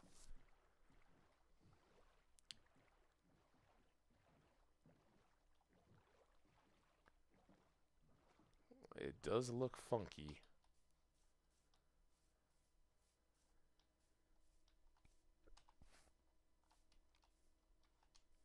Just savanna, huh? Just savanna with a weird cut.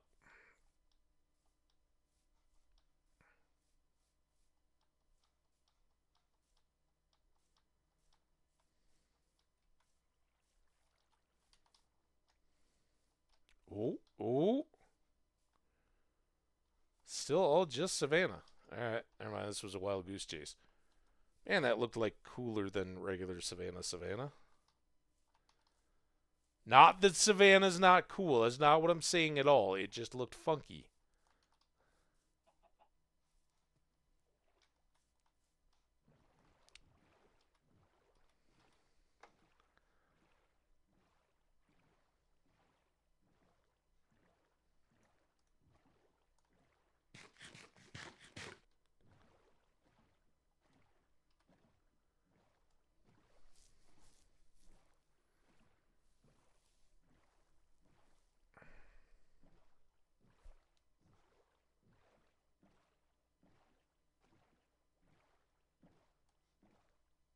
I saw all that open water, so this better pop me back out over there.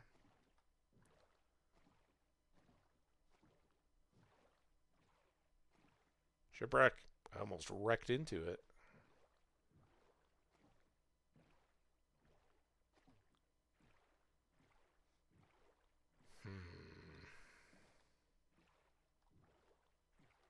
Yeah, gotta keep to here. We did see when we were up on the hill that this opens up quite a bit again.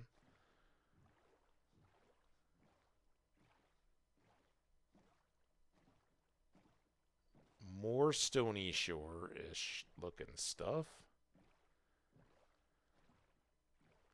Birch, deep oak. Deep oak? It could be deep. It's the deep dark oak. Oh, this is... Oh, is it going to be a tease again? That looks good.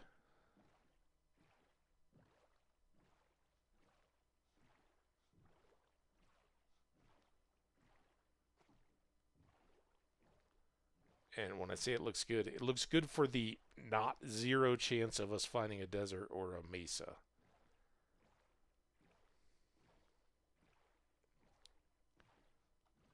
The sun is sinking fast.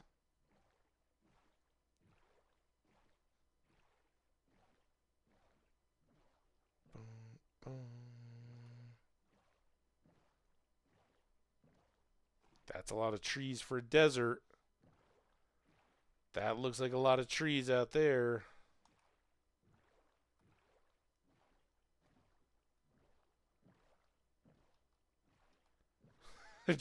I keep saying, like, I'm going to aim there, and then I keep aiming further along. Just want to see everything.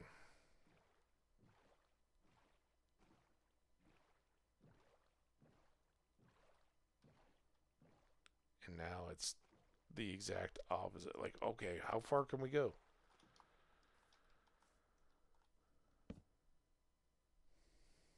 Sleep deep, deep.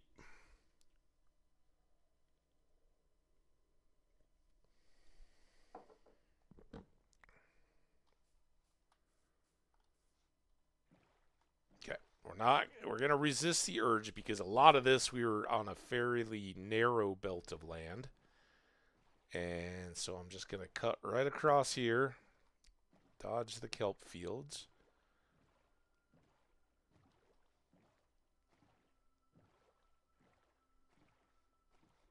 See, if I had to guess, I would say that that's the backside of all that savanna. It looks like a big blown out volcano.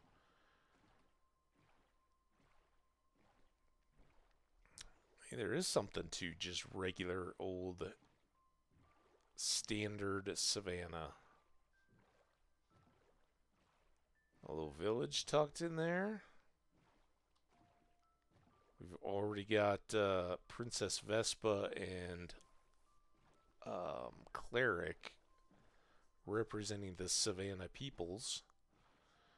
Yeah, it's a little dirt mushroom.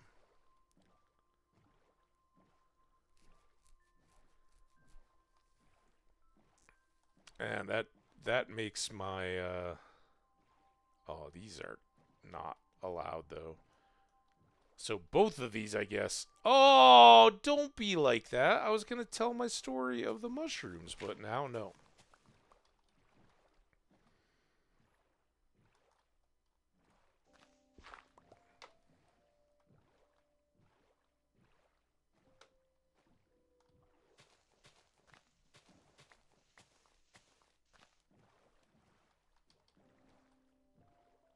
Okay, we still seem to have a lot of open water going on.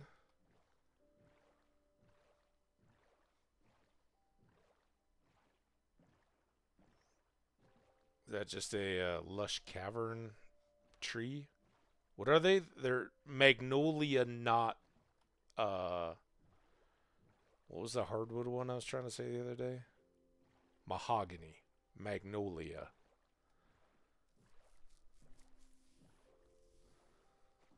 Oh, and mangrove too. That's why I get really confused. So that's magnolia.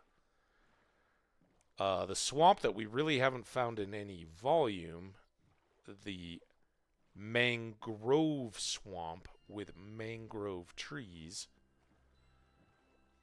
and then mahogany that is not in the game at all.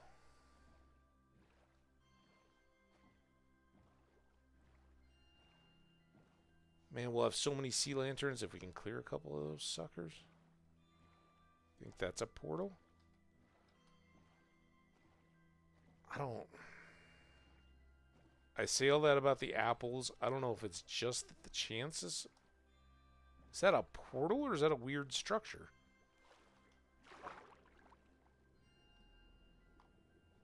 Look at this thing. It's just so flat.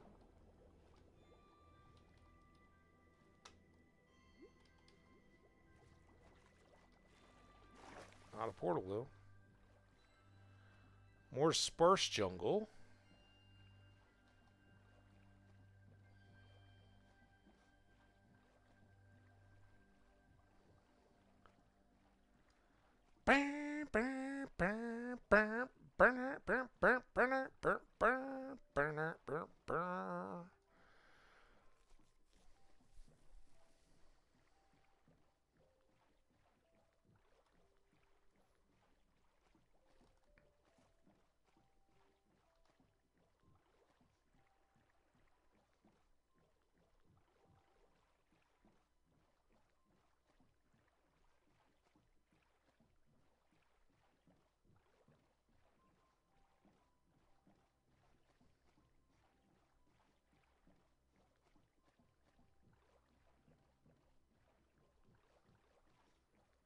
Oh, so the other thing I've watched since I think we were last all together, I think this was last night, I think. Um, I watched here in the States, I assume it's just US, but maybe other countries have the same version of this channel. Hey, Bella what's up? underscore Jazz underscore 82 just followed. Bella underscore. Bella Jazz 82? No, I'm sorry. Uh, I'll give you a wave.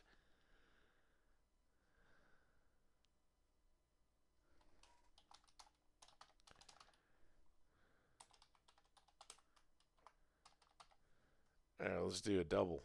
There we go. Appreciate the first time chat. I can't help your headphones thing, but no, I can't type and play the game at the same time. I don't know many people that would do that, but I'll say hi to you. What do you think? Bella Jazz 82? Do I know you, Bella Jazz 82? Or are you just, No, it's just Savannah Beach. We got a nice reply. No. No, I have never played League of Legends. Not really my thing. Seen some League of Legends.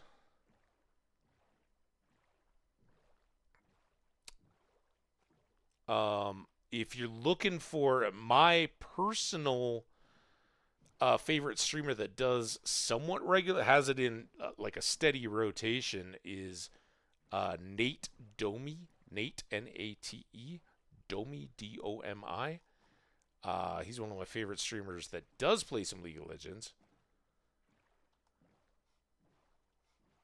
Um, so I can give you a recommendation. That's about the best I can do, though. We do play a variety of games. Minecraft is at the top of the list. We also play some Star Wars: The Old Republic, some Lotro, some Stardew Valley. Uh, kind of built up to a whole slew of other games along the way. Vintage Story, um, Dungeons of Dreadmore, uh, Vintage Story. What all have I said?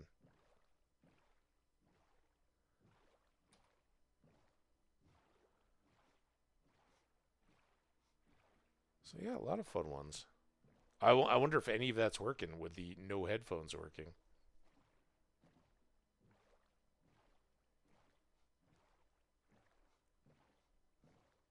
Okay, so that all kind of winds back now. This is where getting lost could be a problem.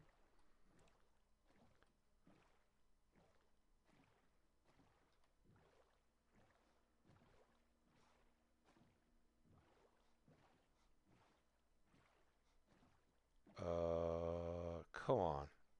All's right and forgiven if we can just get a desert.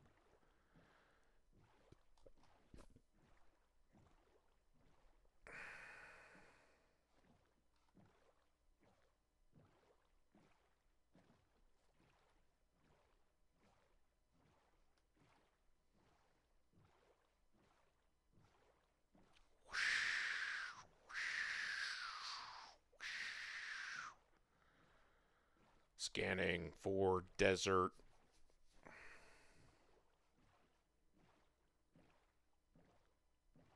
We are so far from home.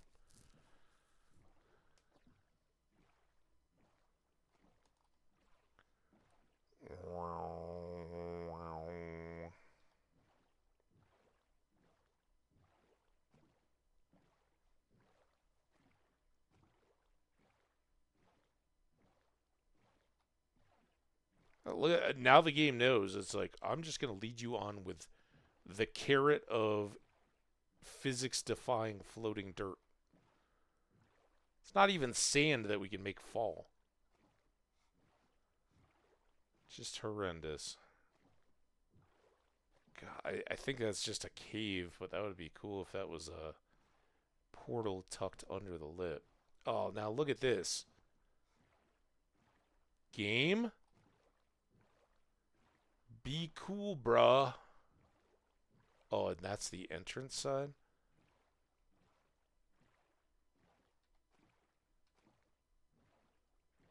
It's going to give me this little floating monstrosity, and then it's going to put me in mining fatigue range. No mining fatigue. We got ad coming.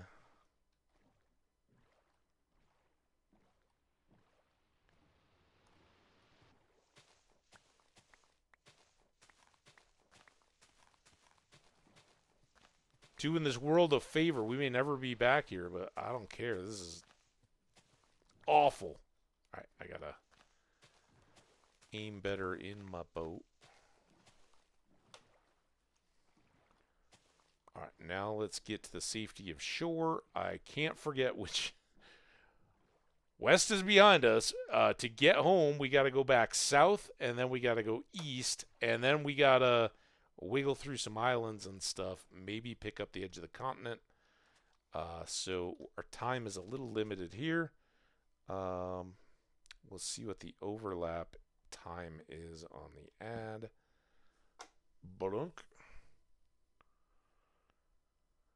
Oh, come on, Amanda. Don't say that. Amanda, you never said, I don't know if I just missed you in a moment or something. You said that you weren't a big fan of the doggos. Are you a cat person? And related, do you have any pets? I got lots of chat folks with pets. Do you got any pets?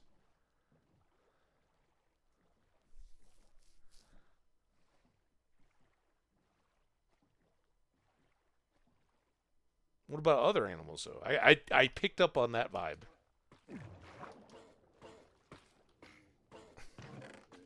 Dolphin is not having a good day. I didn't kill it though. No me's were involved in the death of that dolphin.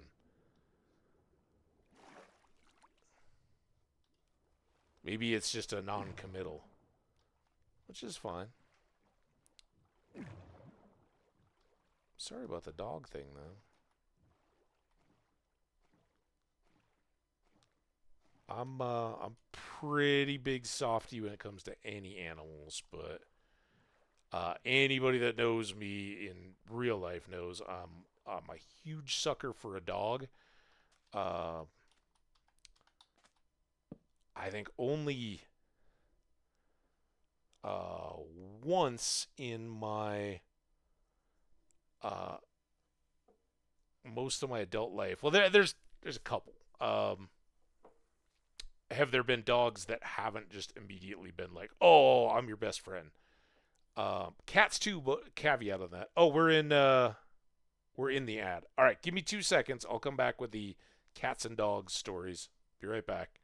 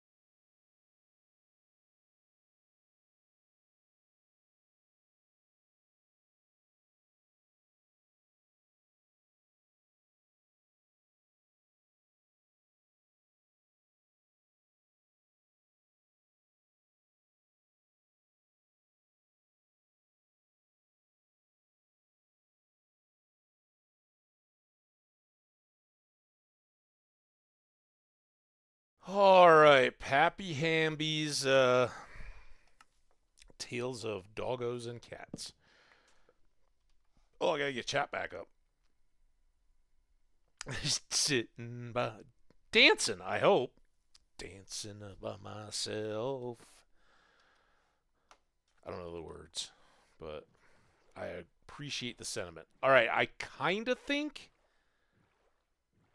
Well, I don't know because this could all come back and reconnect on the backside, and we could just circle this little inner bay, or this piece could all bend back and not be connected to the piece we just came off the edge of. But sadly, this if it does connect, which every bit we go further, it's more and more likely you all are still seeing land. All right, yeah, that's looking reconnected. This is terrible odds of being desert, so I'm just gonna turn back now. All right. Uh, oh. I'm sorry, I missed earlier chats. I used to be babysitting two snails for my friend's kids, but during quarantine I couldn't return them, so I had them for years until they died. But snails, that's awesome. Were they like big snails or just like little garden snails? And in high school I had a duck. That's it. I'm not into animals.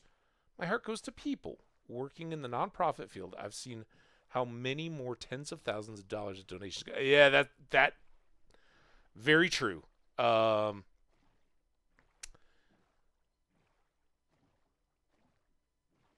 I love the off the wall pets that break the mold. Um, can't say we really grew up. We had two poodles growing up. One that my parents had before I was ever born. That was kind of just an older dog when I was a little kid. Um, and then a poodle that we got as an older puppy. Um, probably when I was in like junior high or so. Um, and then I've never owned my own place. I had a roommate that had two Goldens while I was a housemate, I guess. He bought a house and needed a roommate, so I was like, "Hey, this is the right rate of rent." Um, and I would definitely be a larger dog person if I ever had a dog, but that doesn't work in an apartment. I don't. I mean, people do it here. I just don't feel it's fair, and it really curtails the ability to travel and stuff. So, um, consider me limited there. All right, I guess we're. I know I'm so confused. Was this a little island in the middle, or did we just get all the way back out of there? Um, so I'm a huge 100% like. There are very, very few, and that was what I was trying to get to before the break. There's only been a couple dogs that haven't just been all over me in my adult life. People are like, "Oh, my dog's a little skittish and all that," and I know how to interact with dogs, so um, usually we get on real well. Um,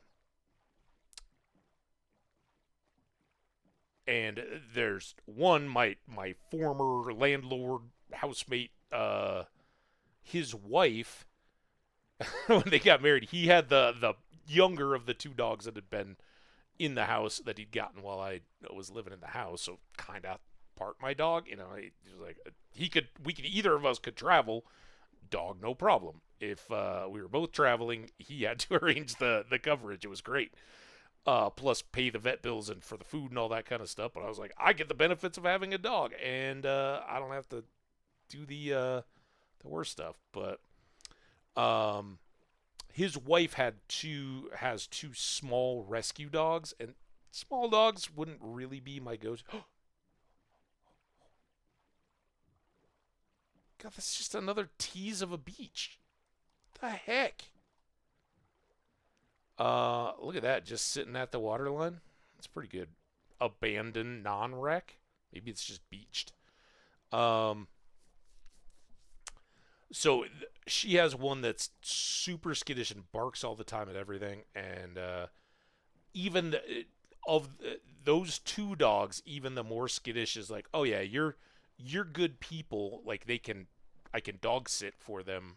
In fact, one year they were like, oh, we're gonna go out for New Year's Eve. Would you mind coming and staying with the dogs? Because one of this like before when they were dating, before they were even engaged, and I'm like, oh sure, yeah.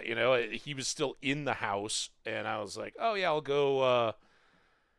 Just come back, spend the night, watch some stuff. I'm not a big New Year's person. I think it's just overpriced if you're not in a committed relationship. Like, it's a horrible night to go out on a date because everything is super jacked up prices, like Valentine's. And, it's just, The transportation all gets expensive. There's absolutely, you got no business even having a single drink and driving on those nights. So, it's either go someplace and get a hotel or whatever. Now, traveling over New Year's is kind of a different story, but whatever. Doesn't matter for the story. The story was I go over to his old house and I'm like, yeah, I'll dog sit the dog that, I sort of helped raise, and then these two other dogs. I'm like, oh, I love dogs. It's great. Uh, no, the one dog was like absolutely terrified when everybody started lighting off fireworks, and it was I was like, all right, well, I'll go sleep down in the guest room in the basement after my old room had been kind of an office guest room too, and I was like, oh, I could have been in there. Um, so that was that was a tough one. But the dog was like, all right, you're the human I can take shelter with here. And then the other one was a person's dog here at the apartments, and she's like, this dog will not tolerate men. I don't know if it was a rescue and had been beaten or what. And dogs can be like that, right? If a particular gender they've got bad imprints from, they'll just shy away. And I was like, give me a chance. And I got down super low. We were all outside. It was post pandemic slightly, but like people were still just reacclimating. So we're all sitting outside in the parking lot, just getting to know each other and chatting and stuff. And I was like, hey, let me just try to say hi to the dog. It's cool. And they were like, oh yeah, well, you're welcome to try. She just doesn't like guys. And I was like, see if we can help a little bit. Little dog whisperer thing. So I sat down on the curb and I didn't approach or anything like that. But I was just holding my hand out, and the dog would just sit there and growl and stuff and not ever approach. But usually dogs are like, okay, yeah, this is a good one. We can all hang. We're friends. There's bamboo jungle. It's the sunset, I'm sure, but those kind of look like oaks up on a Mesa Hill. So that's dogs. Dogs, the vast majority are all buddies, and it's kind of out of respect for them. And I think getting a little bit to what you say, I think far more people get dogs that really have no business getting dogs. Like every time I see somebody out panhandling or something, and again, if that's your life choice or if circumstances have put you there and you can get by that way, go for it. And I'm not hating on every single person, but it's just it's at a point I think in most U.S. cities now where it's like you can't support everybody that's trying to live that life. But I wish them no ill will or anything. But every time I see some of those people with a dog, I'm like, dude, that's not cool to the dog. Like, if I can't begin to guess, but it is. Oh, hooray! Hooray! Hooray! Hooray! All right. Oh, hi, creeper. This is finally. Don't tell me it's not just a damn corner of it, though. All right, hopefully we can get back around that way. That would be really good. Okay, I promise that we're going to continue on with the story, though.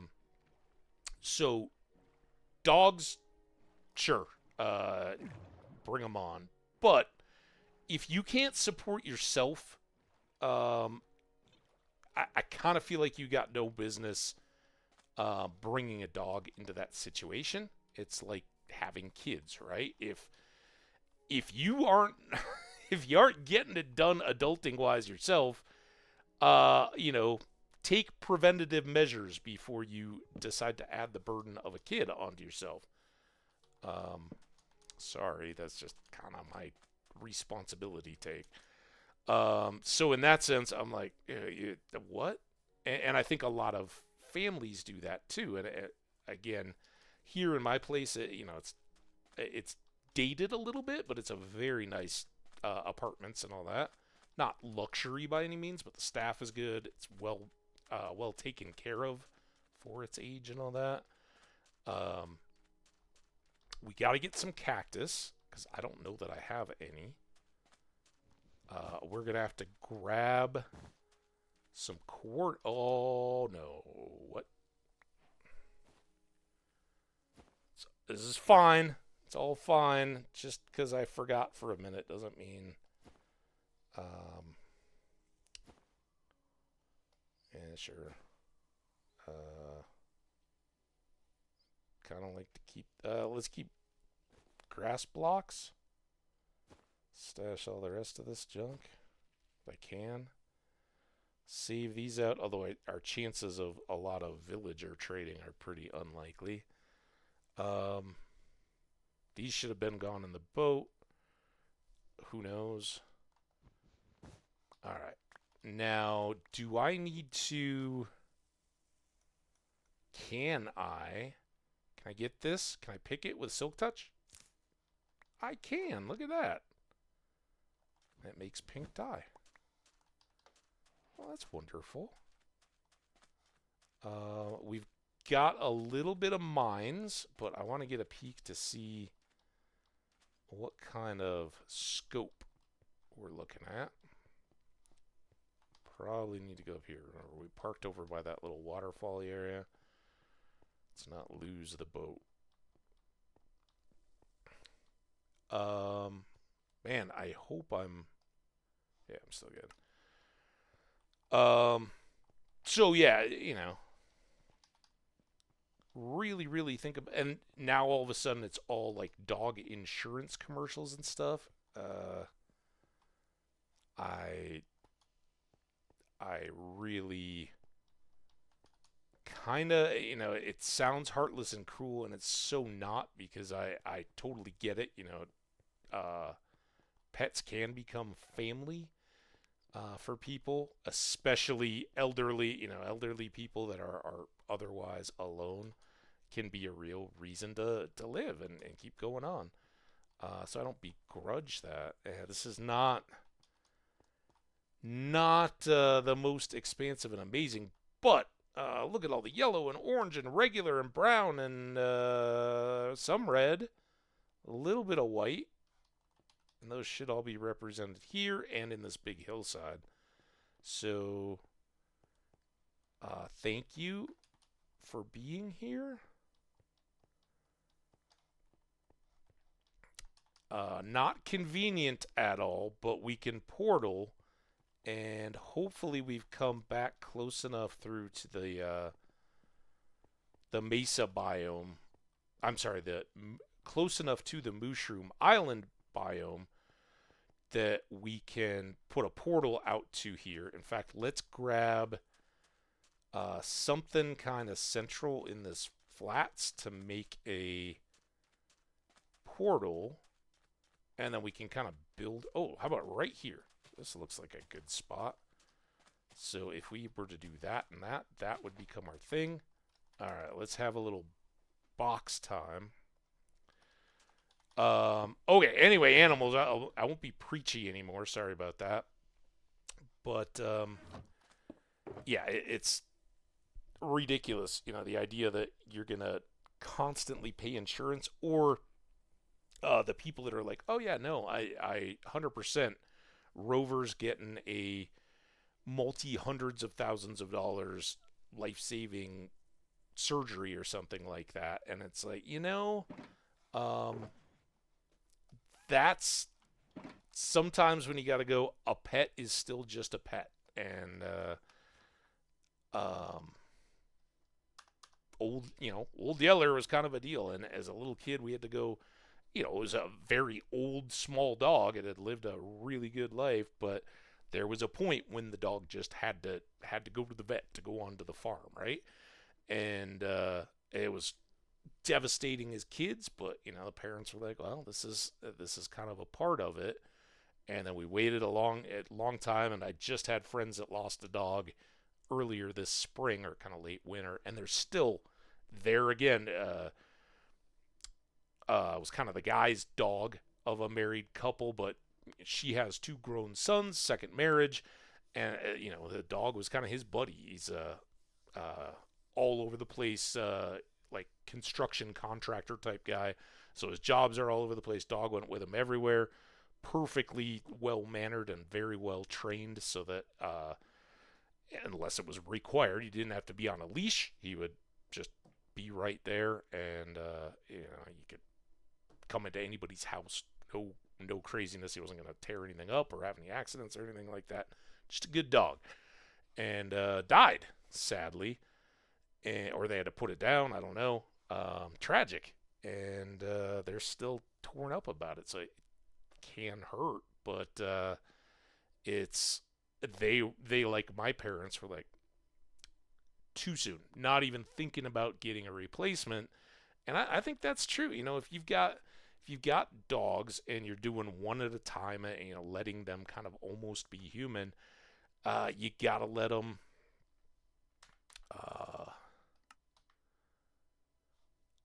kind of move out and not expect another dog to be that dog. All right, so many people are like, oh, we got to immediately get a new puppy. It's like, well, that puppy's gonna teach you, but you can't go in thinking like, all right, we're just gonna have a new dog. I personally think it doesn't do credit to the dog that um, you love for that long to just, all right, next up. But I think a really good training mechanism is if you have a housebroken, mature dog that's kind of in the prime of their life, if you want to be in that route, you're far better off to go ahead and start looking at another young rescue, something like that. Um, or adopting from a shelter or something like that with a younger dog, because the older dog will enforce your training for you if you do it right, and if that dog is well trained. The housebreaking, the basic commands, that adult alpha type dog in the family is going to be the one that's going to just, dude, this is what you do, and they'll reinforce it far better, far more quickly than just training a dog all by itself. So that's a good one. Anyway, I don't know how we devolved into that, but cats, I I love cats. I think they're great. They're fun to play with. I've had roommates with cats too in the same house. Um, they are a totally different entity. I think I could almost really be a good cat owner person. I'm horribly allergic to cats though. Like anywhere, in a house that has had a cat, anything like that, I'm instantly allergy med nonstop. And it went so far that when I had roommates with cats, um, I had a prescription for albuterol for inhalers for asthma. Thought I had developed asthma as and a young adult, and it was really just the constant allergies of animals. And I still like traveling and all that. I'll carry one just in case, because if you ever get to a hotel where there's been a service animal or something in there and you're not used to having it around, I've had some nasty type asthma attacks. And living here, don't even use them, like never. So it's crazy. Um, that's all my own doing. I totally brought it on myself, and we'll cover that. But I do need to step away for just a little bit. I will be right back. So hang out, go get yourselves a cup of coffee or something like that, and we'll be right back. Here, I'll put it right here too.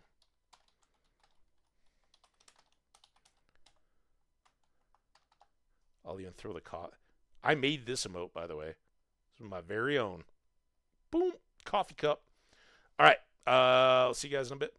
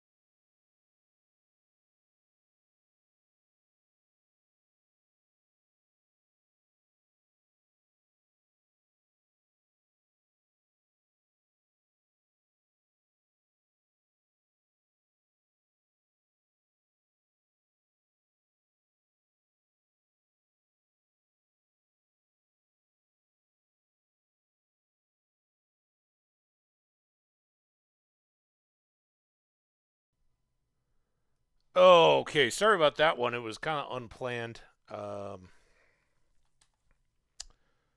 But relayed messages that needed relaying. All right, we still need to get these coordinates. I understand that, but let's use this box instead of the boat.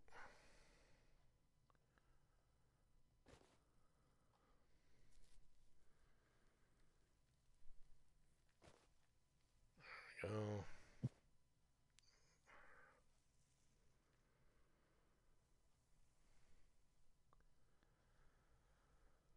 All right.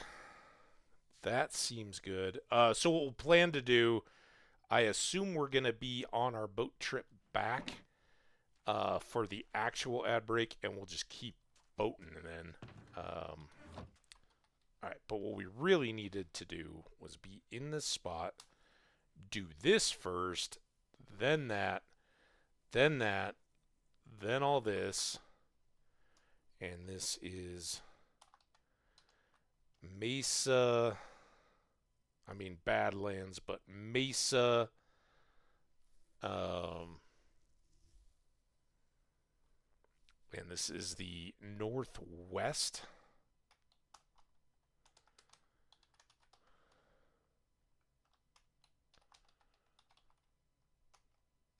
Man, it was really good. Oh God, now we probably uh, done it to ourselves though. So this is negative 6846. Yikes. And negative 1264. At least we didn't have to go that far in the nether to get a fortress, right? I mean, something's always going to be. All right, so these are all good. I guess while we're here,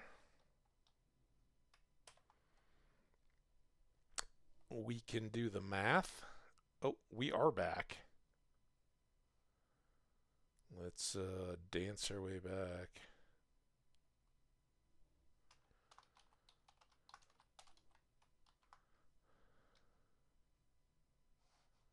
There we go.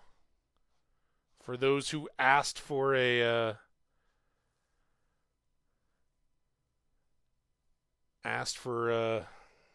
conveying messages through chat. I'm not chatting all the stuff that I got. All right, calculator. That's what I'm trying for. Sorry. 6846 divided by 8. 856. You like how I actually hit the button on that one? And then 1264. 158 on the nose. I gotta click it. I almost forgot that. Ah, damn it! Don't do that to me.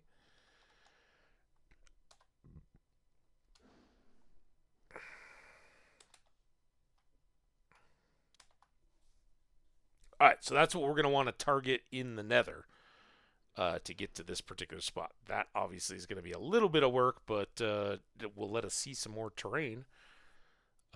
And maybe help us find a really suitable site to go after some netherite, ancient debris stuff. So anyway, we're done there. And now we gotta figure out crap. That one. Oh, we are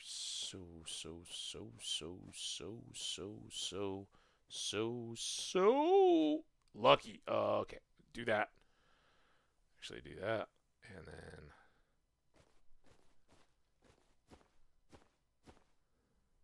that.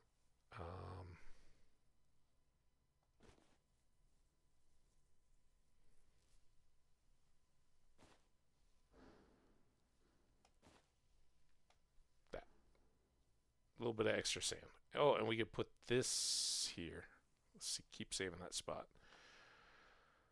All right, we have got a return destination.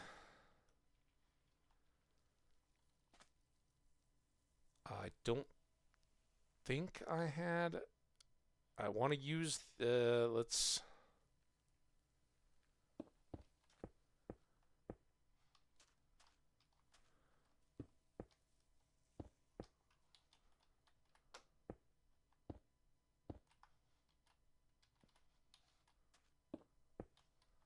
Perfect.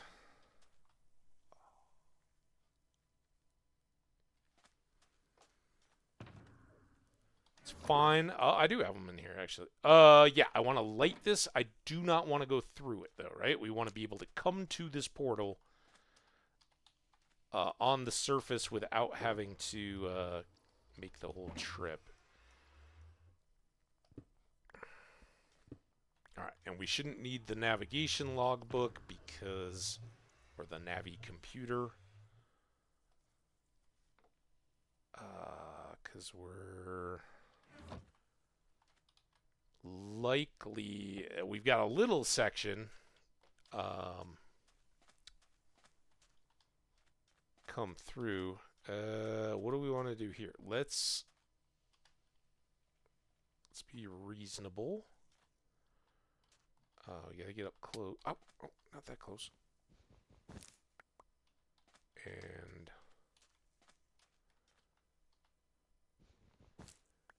now I know nothing about these current cactuses with their flowers, but I'm. Oh, and that was nice. I didn't have to silk touch that either. I'm assuming that the cactus flower won't just rise. It would be cool if it did. So, like, if a cactus flower is sitting on this one, will this grow up another block and sprout? Push the cactus flower, or does the cactus flower stop any further cactus growth? These are things I don't know, but we'll do our best to find out, because that could actually mess with our cactus green dye farm layout pretty bad. All right, we also have, just worth note, let's go peek. It doesn't look like, oh, that could be good sign though.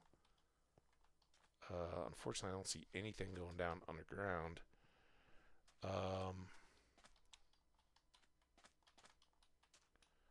Torch on you.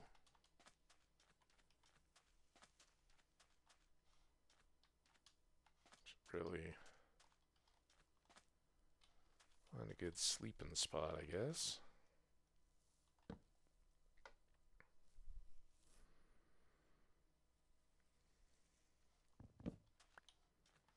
And it's going to offer us so many... Oh, that's going the wrong way.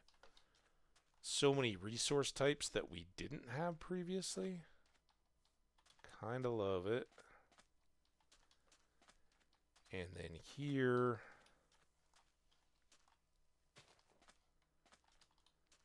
our little mine scatters.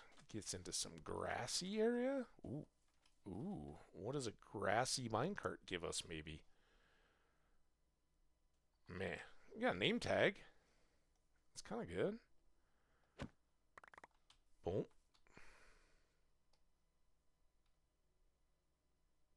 Is that oh, that was just me mousing over. All right, never mind. Man, I hope all was good.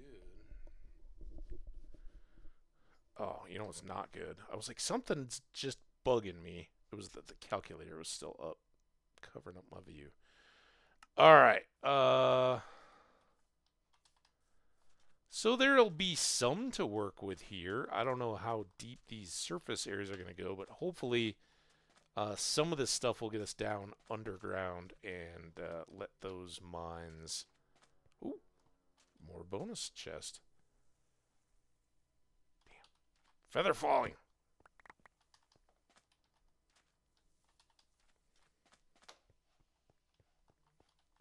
We'll come back to do all this with the actual mines. Or, I'm sorry, with the actual portal up, so I don't have to take the boat trip all the way. But, some surface level mine carts aren't bad. And again, whole bunch of extractable materials that I do think will help us get more Star Warsy in our builds, I think. At least in early type builds, where we're talking about not space station-y type stuff. Just a regular. God, I really got to unload into that boat.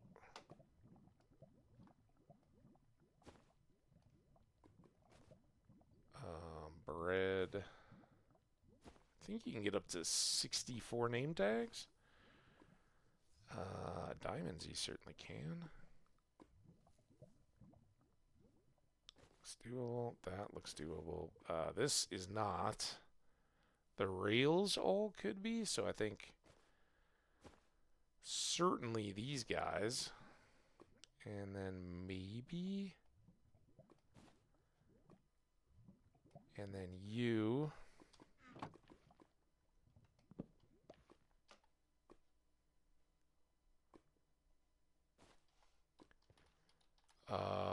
Crap.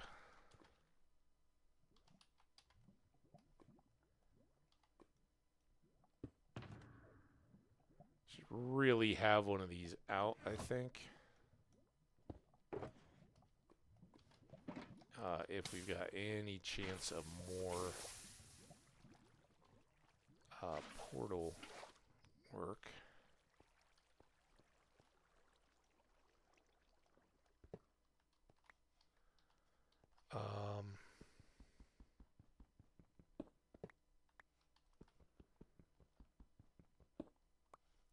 We owe it to ourselves to get to the end and clear a tower or something, just to get ourselves taken care of. I guess you guys could rightly say, I owe it to you to get that done off stream.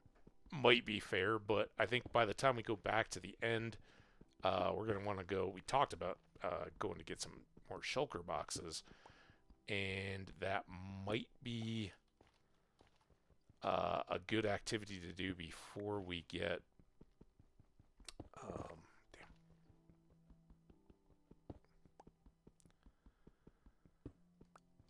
Too invested in portaling back over here, right? Just having storage to fill up with red sand and sandstone and all the terracottas and all that.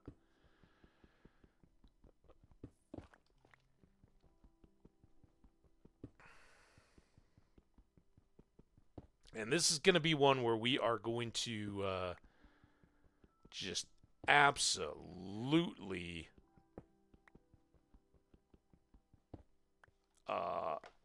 turn this into an Imperial style. That's kind of cool. This could be. Oh, it's not.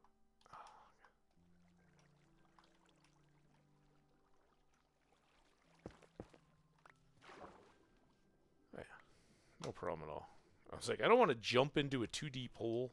It's not the same as falling into one of lava, but.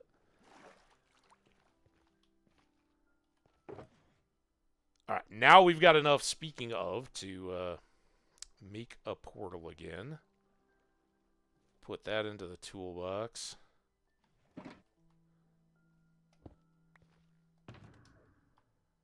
Toolbox back. You into there. You two into there. You two into there. Still can't do anything with all these. Ender chest. Boom. Minecart's book. You get back to your spot. You get back to yours. I should really... Damn it.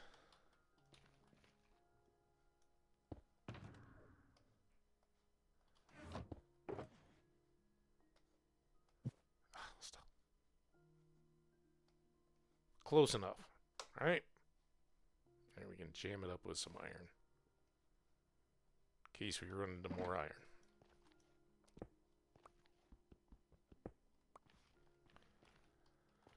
Alright, I think we are well set up.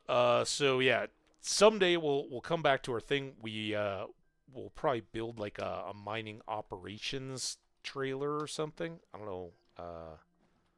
Star Wars, does that have little feet on it and look like a trailer or something? Whatever it is, Um, try to do pufferfish. Notice I don't just freak out and start screaming when that happens. I think I've come a long way. Look at that. Ugh.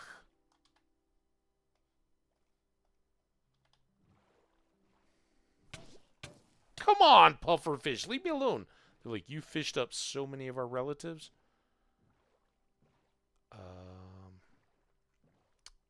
Yeah, I mean, even over there, which isn't the towering side, pretty good. We got a little village over there. Oh man, I wish you turned into some mesa. I wish you turned back into mesa.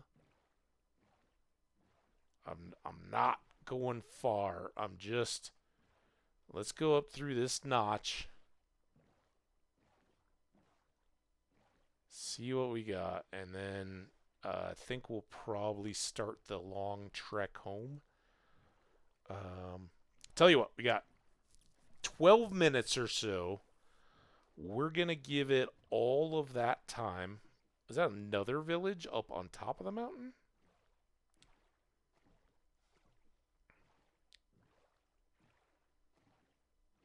Another one of those flat weird things. Barely sunken ship. More pufferfish. Yeah, it's perilous waters out this way.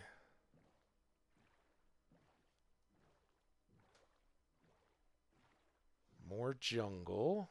And again, I don't say it enough. I don't give enough credit, but I really do credit it in all the things we've talked about with Minecraft and how easy it is to be like, oh yeah, this is too easy, and bundles I was talking about earlier today. Like, oh yeah, I really wish they hadn't just gone from something that felt very weighted and balanced to they're in every single town now. You're gonna get a bundle, um, which kind of makes it like, all right, that takes the delight and the thrill out of it a little bit. If sometimes you don't get thrown the curveball, you can't find them. Now, can't find a village, you can't find a bundle, and there have been worlds where we've struggled mightily just to find a village. If you get out to the point where you're um, doing enough boating, you flatten those odds quite a bit, which is probably a good thing. We're gonna go to this little sunken island, and I'm gonna build it a bit, or it's a shipwreck. In which case, we'll stack some dirt on it anyway. Um,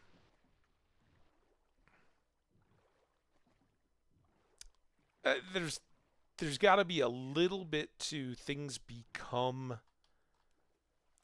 You get kind of a perception bias that the longer you play the game, the easier things feel to find everything because the more familiar you are with them, and the more your techniques just gradually adapt, right? Getting out, getting in boats, and dedicating time to exploring furthers the idea that you're going to go.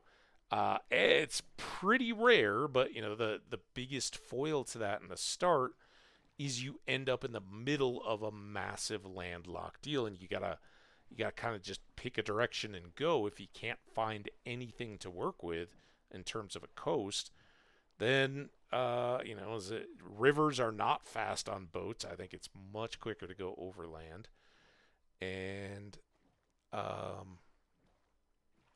you may really struggle to get out of a seemingly very normal biome distribution. So I don't know.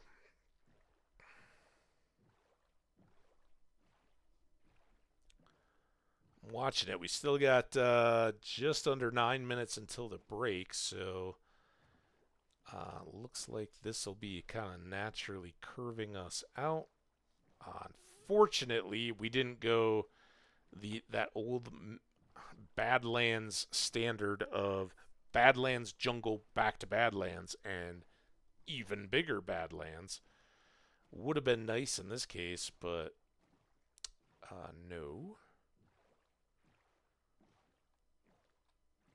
Well, shipwreck, dangerous waters here. Keep a ready eye.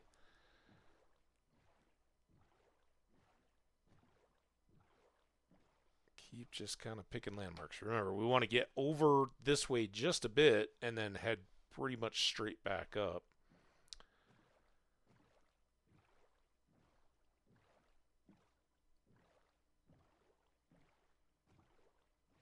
Oh, there's some of that shattered savanna we've been missing.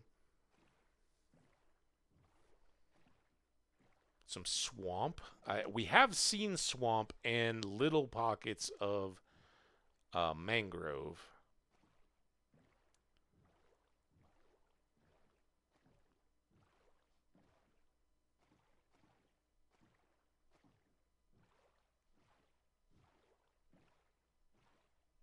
That's a quite substantial looking swamp.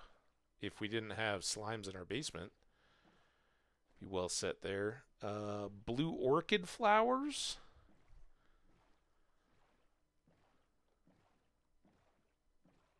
Go get a little bit of that. Is that mangrove further in? I think it's just low swamp trees and then bigger forest trees. If I see some of those flowers, my resolve is going to crumble. I'm going to turn in there and go grab them.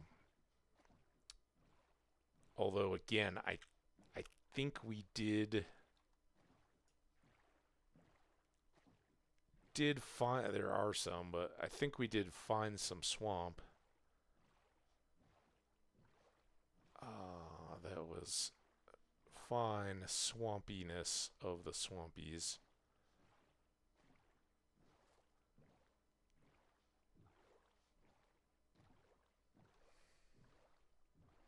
Again, I can't complain. There's so far. It's gonna change. It's gonna change. So far, we've seen almost, I think, all of the sand that we have seen has been desert, beach, not desert. Desert's what we want. But it hasn't been terrible by any means. Like everything we're seeing is fairly nice and good, productive coast. There are certainly worlds where you get snowy tundra, snowy mountains, snowy slopes, snowy taiga, some regular taiga, and then, hey, how about some more taiga? And is that frozen ocean now? Oh yeah, let's throw in a little ice spikes and then some more of that. I mean, when you've got 10,000 blocks in kind of a messy square hemming you in with all that stuff, that's a huge obstacle in the world. We haven't really, I think we've seen a little bit, but we haven't really run into any of it in a significant sense. So we're going to hit this portal, and then we're going to just kind of work our way back east again. And no, I'm not going to...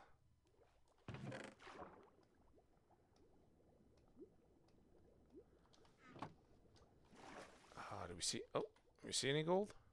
Gold? Oh, yeah, double gold. Ow, ow, those are my feet. Stop. You get foot burn in the oceany depths. Come on, out.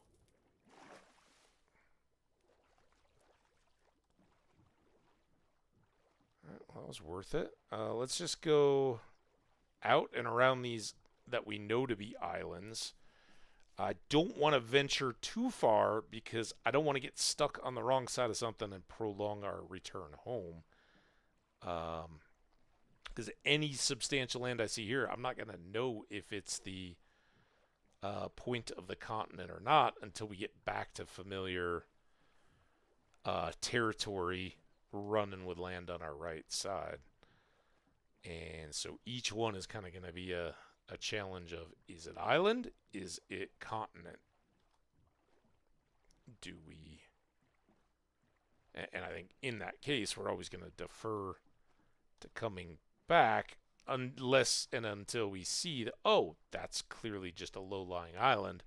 Let's keep swinging around and then working our way back. But if something sticks a snout out in the middle, we could still get in a bit of trouble.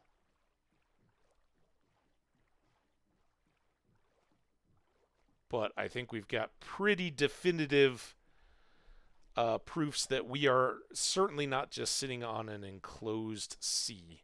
That we can have global shipping routes coming into us. One time in the not too, that looks uncomfortable. Um, in the not too distant distances, speaking of international global stuff and all that, I was watching a YouTube and it was on, oh god, what's the name of it now? Now I don't know the name of the thing that I watched the video on. The it's DE something gap, and it's in the very southern bit of Central America, and people that particularly follow Central American political stuff, the massive human migration thing that's been going on for decades now, really,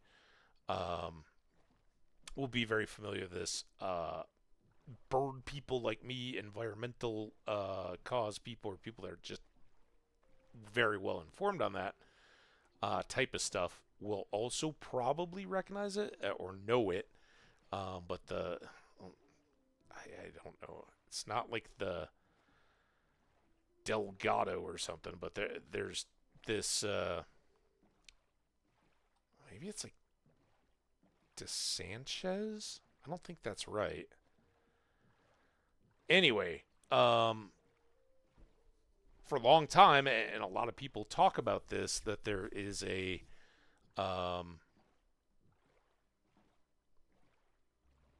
kind of a very elite club of off-road enthusiasts and down to like families with a Volkswagen van or something, who decide as a bucket list type item,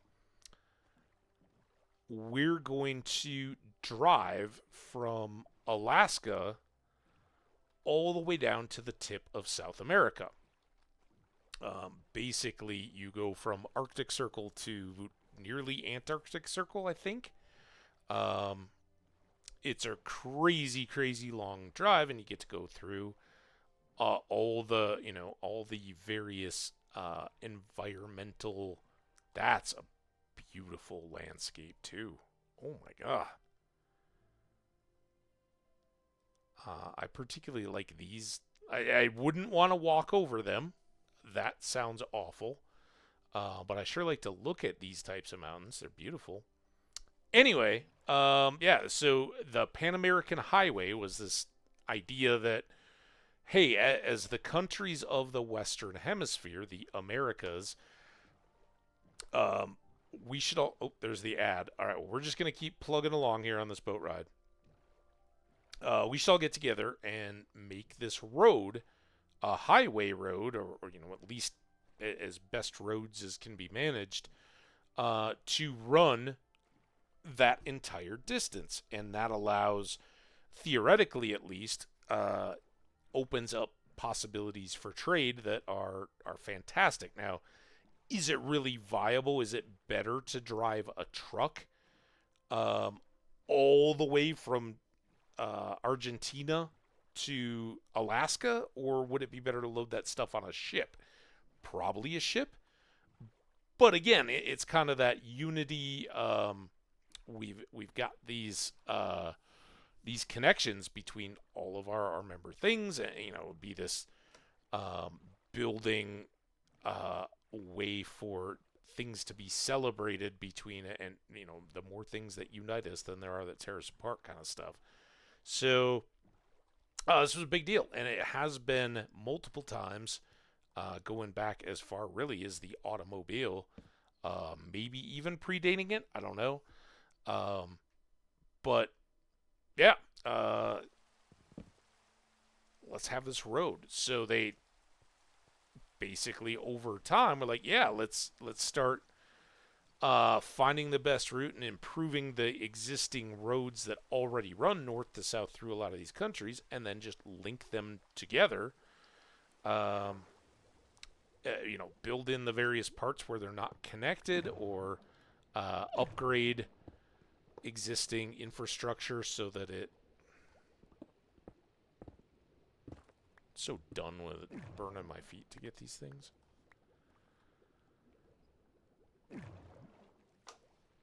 Um, Piecemealing this thing together. So on and on and on it goes. And there was always this part that's is it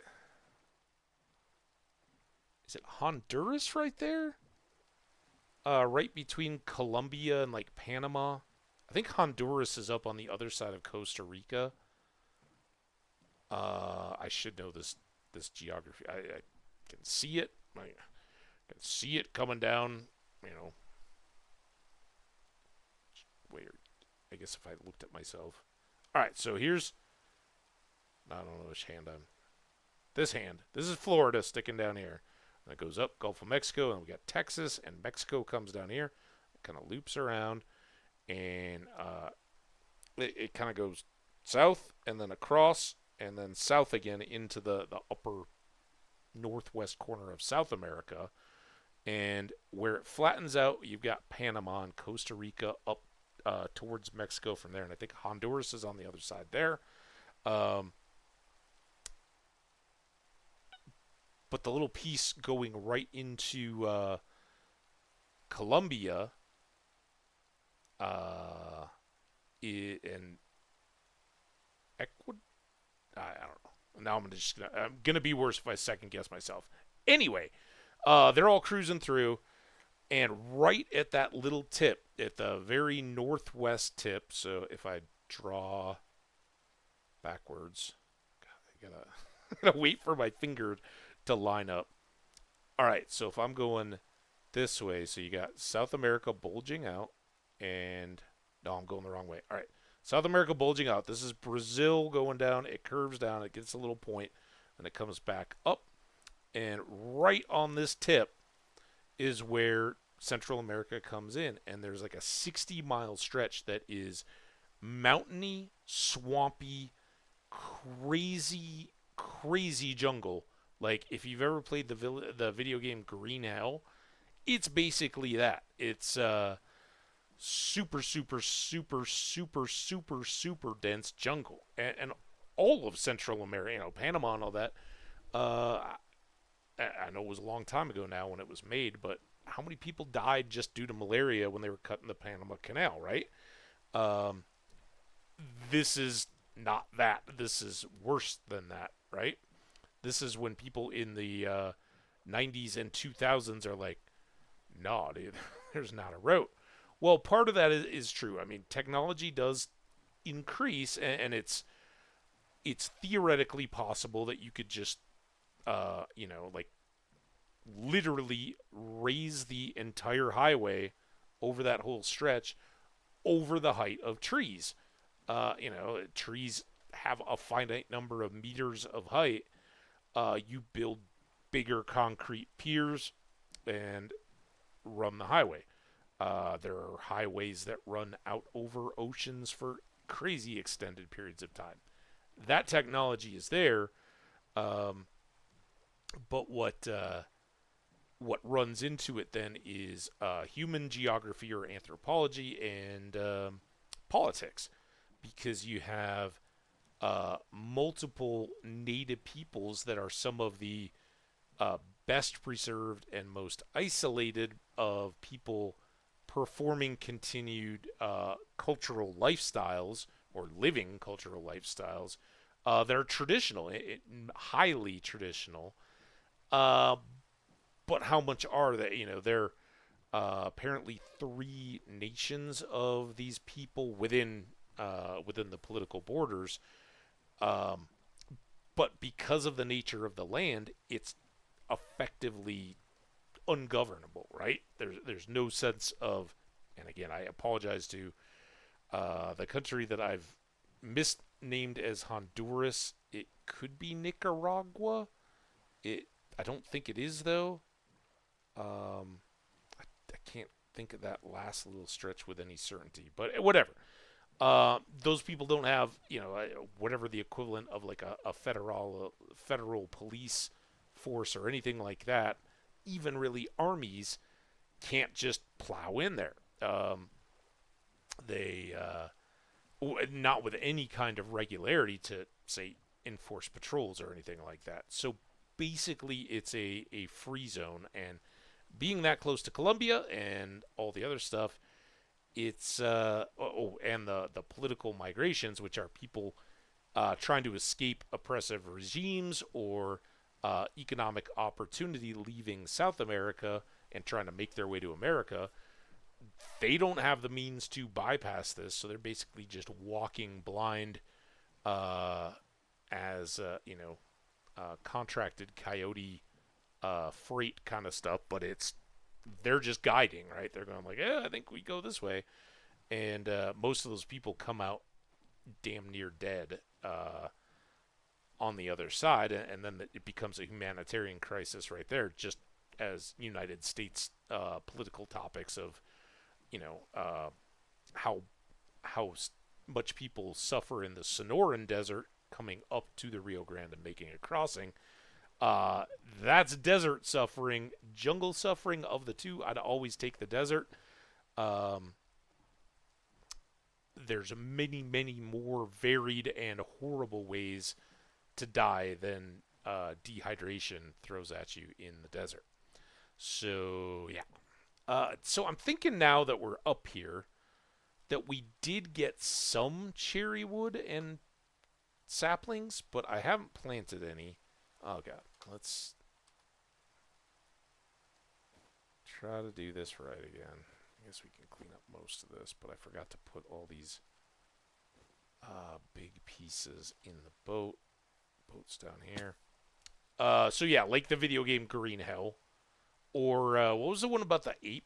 Like the evolution one. That was a fun game when it dropped. I don't think it had much staying power. I don't know if it's still even viable.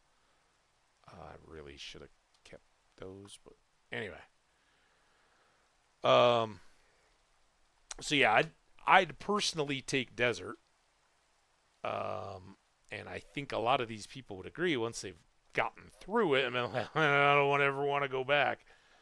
It is savage and brutal. Um, but for that reason, it's also very difficult to make a road. Now, if it was just environmental challenges, sure, you can fill the swampy areas with corduroy road. You just throw enough dollars at it, it's gonna get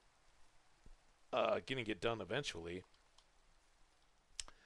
But there's a couple of big political reasons. The one I mentioned, the people living a traditional life and saying, "Hey, look, we don't want you coming through our sustainable natural homeland, cutting a road because we know the very next thing that's going to come in are loggers to make use of that road, and what was impassable suddenly becomes passable, and then it becomes choppable, and wow, look at that! Just after we had a pristine, biodiverse, uh, amazing natural habitat, um, it is clear cut like so much of the other land around. So keeping it difficult to access is good for nature.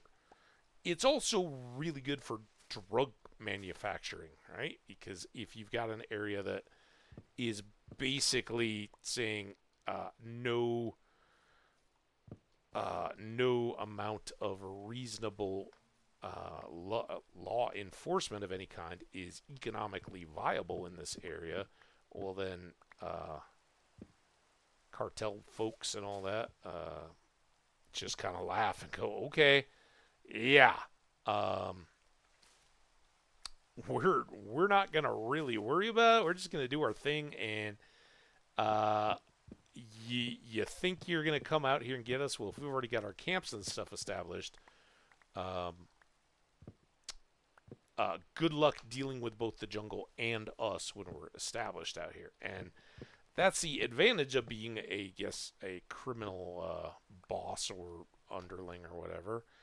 If you've already decided I don't really care about society or laws or the rule of law or sovereignty of people or anything like that, you're not going to be too concerned about people living in a nice environmental area with traditional lifestyle stuff.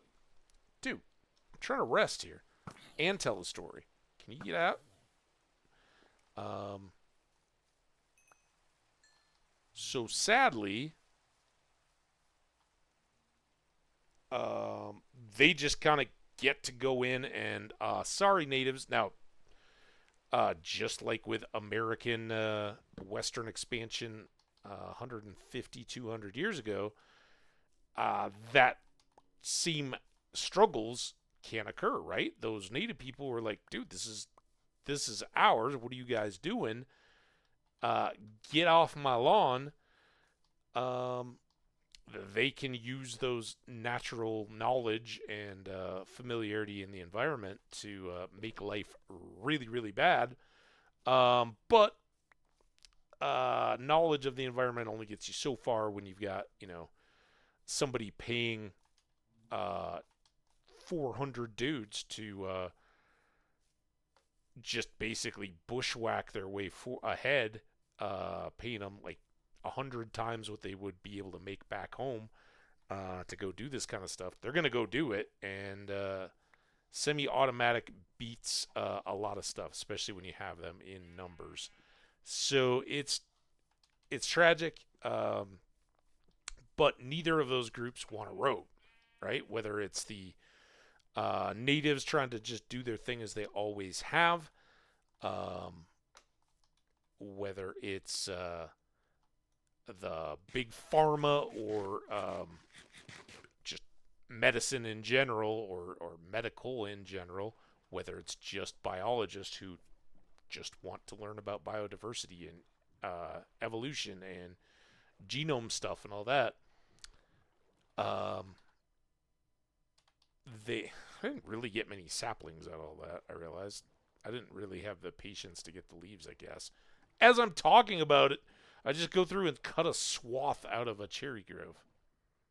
I've got some reflecting to do, I guess. Um, so anyway, the road is very, very difficult, and other than the appeal of having a single road that goes all the way through, and again, it can kind of be a showpiece for unity, and hey, look what we can all do together. The costs associated with that, whether they're the uh, intangible costs that we're talking about, or just the money to be like, this is a massive engineering undertaking, and the materials are super expensive and a logistical nightmare, not to mention dangerous. Sure, we could beat all that kind of stuff, but we got a lot of PR reasons not to. So it doesn't look very good for that 60-mile stretch of road, and that is sad, but also kind of understandable. And it's actually kind of refreshing to be like, yeah, um, it it sucks, but it kind of seems like you're making the sensible choice, at least in our current space. Now, 25 years, 50 years, if we're talking about like, hey, we want to put a man on the moon or on Mars, I mean, uh, if we apply the same kind of effort and incentivize in the same way, we want to cut the rest of this road, 60 miles of it. One is a much easier task to accomplish than the other. Okay, wait, hold on. We're doing anything else. So it could be doable, but there's reasons that, yeah, it just doesn't make a lot of sense to. Hold that thought. Look at this ring. See that? It's kind of crazy. I I don't know why there's a ring there. I don't even know if you guys can see the ring. I'm going to try to head straight into it, and it'll probably disappear of its own accord or whatever, but why is there like a lighter brown and then a darker brown in the middle of a ring on a hill? Just texture stuff. Weirdness. All right. Nothing to see there.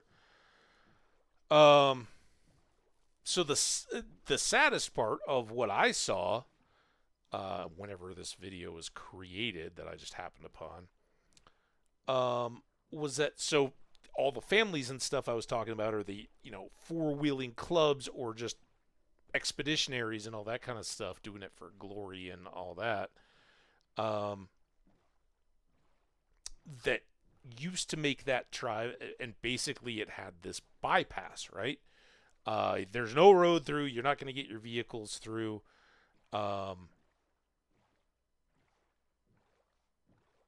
We'll see on down the line. They could catch a ferry, right? And they could be like, all right, we're going to cut this gap. You're going to go over to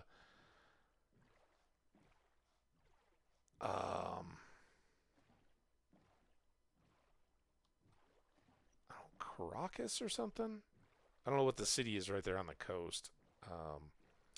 But we'll basically ferry you, bypassing that little strip of the bit of Central America just above northwestern South America. So you drive all the way down to the end of the road. There's a ferry there. You may have to do some logistical stuff to get it there, and it's going to be really shady, but we'll have a ferry, and we can get your vehicles across, and then you can continue your drive on down all the way to the tip of South America, and you've just got a little boat ferry in the middle. Well, as of the recording of that video, they basically said there is no longer ferry service.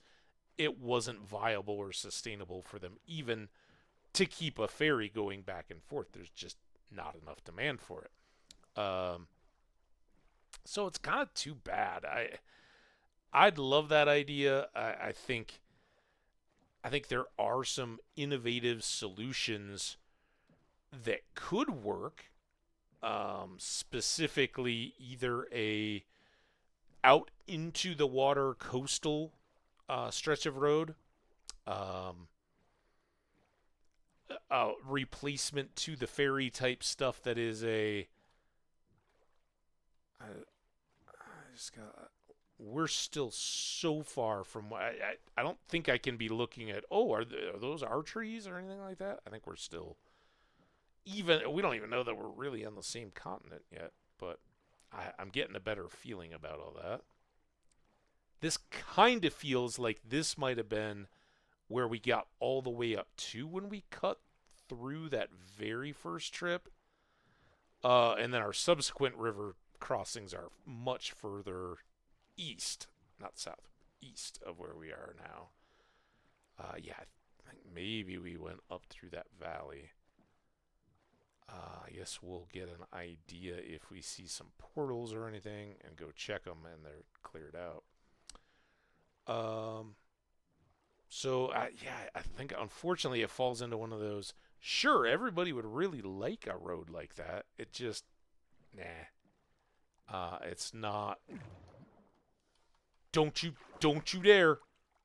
I'm moving the boat. Oh, I think I might have moved it worse. Okay, there's the bubbles. We'll take a long swim. Look at all that. Just boat eating. And we've probably already been here. No, we haven't. All right. An axe. Let's do this the quick way. I hear somebody, I think. They may have gotten trapped in... Wait, was that a chest? Did I just see a block? An obsidian block? Was that in the chest? Guess so.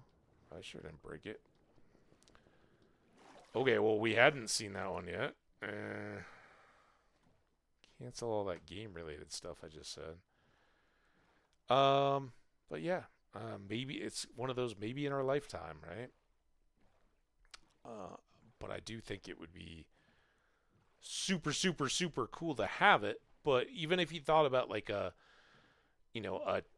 big tunnel, like the channel tunnel, right? that's only going to be like 20 miles. The ferry route, I think, is significantly further than just the 60 miles it would have been on car um, to bypass it. But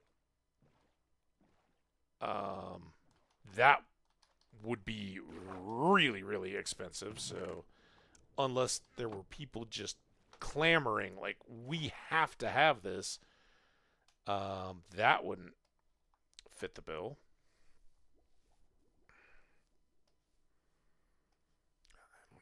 You, you, you. You go in there. You guys go in there. You go in there. Sticks. Lodestones again. Obsidian. I'm not putting the. Stop. I'm putting the egg in there. We'll throw the egg. Let's put an extra golden apple in there. I know it's got a different box to live in, but today, egg, I toss you to the sea.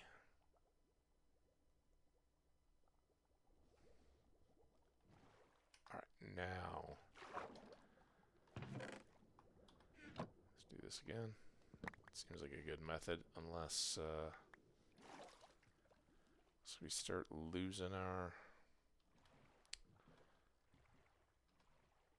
obsidians again.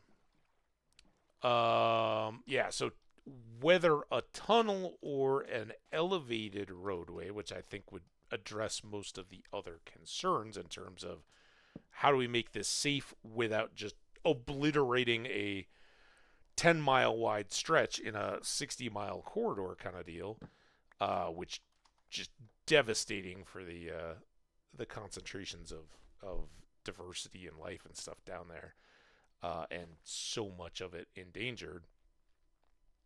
Um,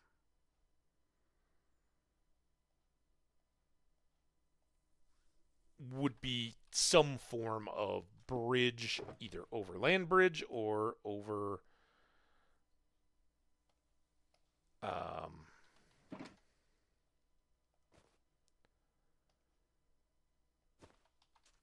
over ocean bridge, which is slower and more expensive, I'm sure, but certainly doable based on other countries in the world. So the problems with those is um, who do they serve and who don't they serve, right? Because more than likely, if that was going to get funded, it's either going to be government dollars or um, commercial dollars, and the commercial dollars being, hey, we want to be able to move, it may not be the whole length of the road, but we want to be able to move stuff between several countries without having to wait for a cargo container to get loaded on the ship to then make a very quick sale, but then have to go through the whole unloading process and all that. Yeah, not impossible. They're getting it done right now, and that's why they don't think this road needs to, be built at the cost of all the other stuff we talked about. But it sure would be nice if it was there. We'd use it, even if there was a toll or a tax or whatever to help pay for it. So that's where you're going to be getting your funding. Well, the piece of that is you're also going to have a whole bunch of human migration happening, and does that get built in? Is there a obligation on the part of any construction groups, whether they're funding or doing the construction work, to include, even if it's just, is it sidewalks? Is it aid stations along the way? Again, we're talking 60 miles. That's not a quick hop. Because if you don't do that, you're going to have people literally blocking that road. Is they're like, well, if my odds are not great to make it alive across this jungle stretch with no roads and often flooded out and crazy killer mosquitoes and snakes and all the rest of the nasties in the jungle, or walk and take my chances with truck drivers, they're gonna take the truck drivers. I have a feeling. I think I would. Um, but after X number of those people get hit by truck drivers, and somebody leaks the allegations of just don't slow down, um, that's gonna be a problem, right? So I don't know. Um, I don't see it happening, but I think it would be dang interesting for any human anthropologist, sociologist, human geologist, geographers, not geologists, um, to watch that whole project if and when it ever gets taken off the ground. If any of you guys are in academia type stuff, keep posted because, God, there's a lot of moving pieces there, and it sounds just uh, fascinating. Because I'm sure as time goes on and on and on, either pressure ratchets up that this is uh, cheaper, faster, safer, better, or are all those combined forces so much that it never can become cheaper, faster, safer, better because the cost is too much to really do it right. The risks are there or threatened both from the lawless element that makes use of that unregulated area or the native peoples that want to legally, I don't know. I'm sure there would be lobbyists and stuff representing them that are saying, "Hell no, we won't go," and you can't make us. I no idea of treaties or anything like that or how it would work um, down in that part of the world.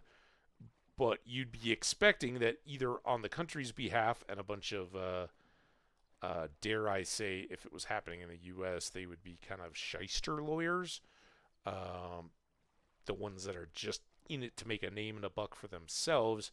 And oh yeah, we're doing this all on the behalf of these poor, displaced livelihood and treasured cultural lifestyle that is so unlike anything else that people have going on these days. Um, Funds that are designed to go to them, and they're guarantee they're all going to get skimmed off, and those people will remain displaced and disenfranchised and now disinfoodized. And what the heck are they supposed to do? But that's a pressure point, right? That may continue to ratchet up and up and up. Um, but that piece may also dissipate because whatever that traditional cultural lifestyle is, it certainly isn't pure and untouched. And these people, are headhunters that will not know a single word to interact with, and they'll shoot blow darts first and ask questions later and all that kind of stuff. No, these are people that are now in the midst of this mass human migration that often turns into a human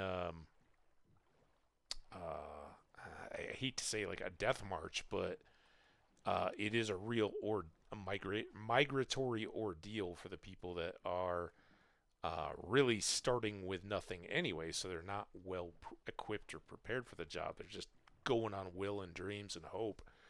Um, and these people are already finding these people wandering in great numbers. And do they help them? Do they? Hey, this is a really deep jungle. We're just going to disappear a few of you.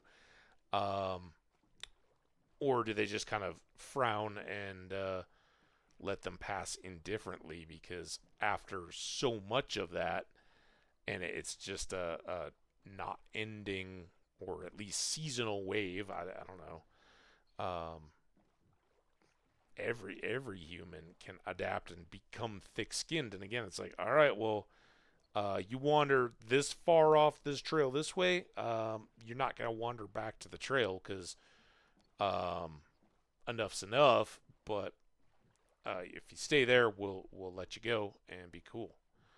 I don't know. Really, really cool, and you know what, where all these pressures align and skew, or does it just go out of vogue? Um, are there enough further advancements in air and sea mobility and speed and customizable points along the way that it kind of skips that need? I don't know.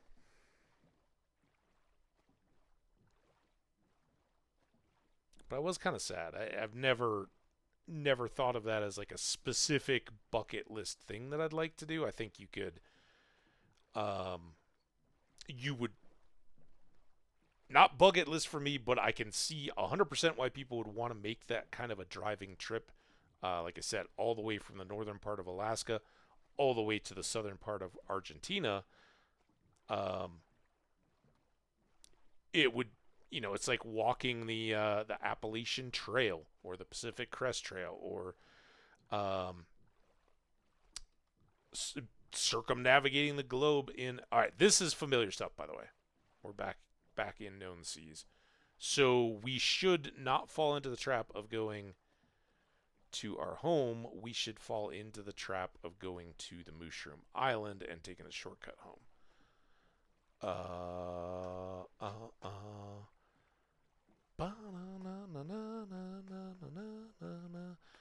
Problem when I do this is I kind of forget which way it is. I think this was one of our Sleepy Patty portals.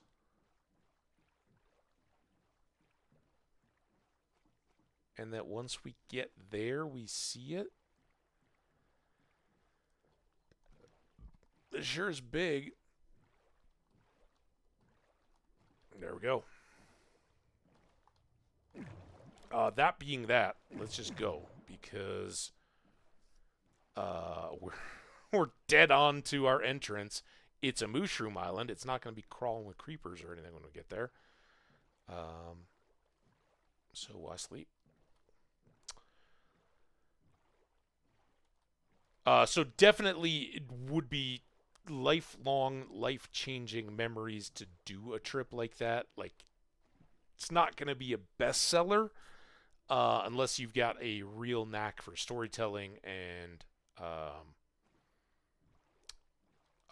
capturing these experiences and relating them. But it would be, you could definitely have a niche public book contract, limited run publishing, that kind of stuff. Um, and certainly, pay for your trip. Yeah, I think that's a big, expensive venture. Um, but if you're willing to accept that some of the costs are not going to be recouped because it is just life changing, once in a lifetime type stuff. Am I going to get all this back? I think I need the purple box. There we go.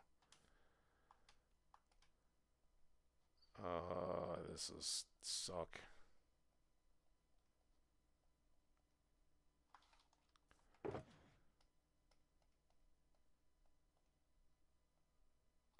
There.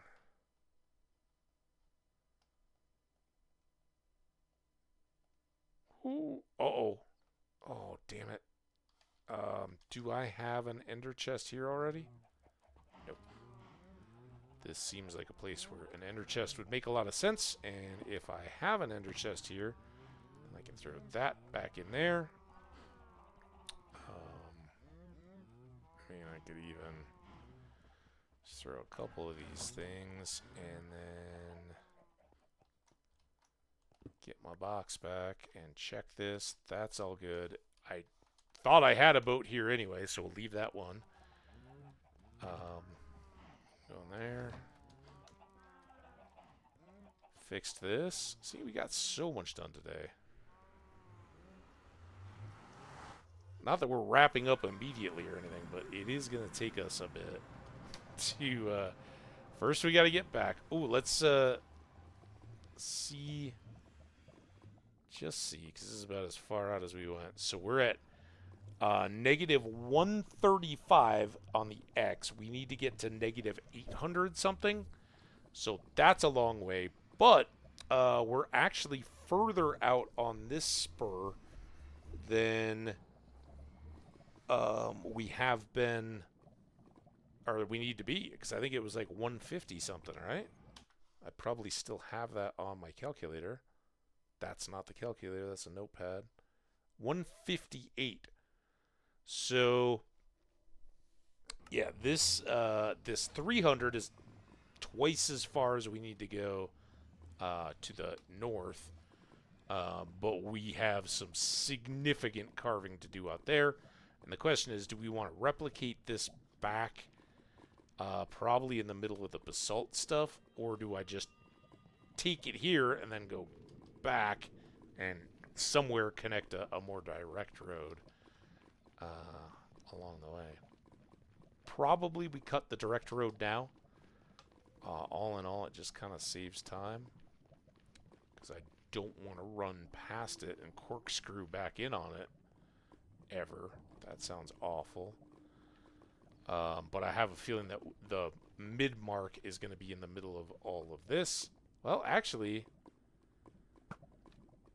probably what we'll do is take our the road north-south that we've got, I'm sorry, east-west that we've got here between the pillars of the fort. Because this one would be somewhere here, or we just take that one out.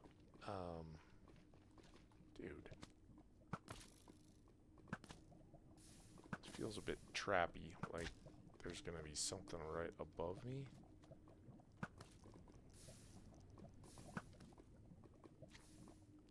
You sucker.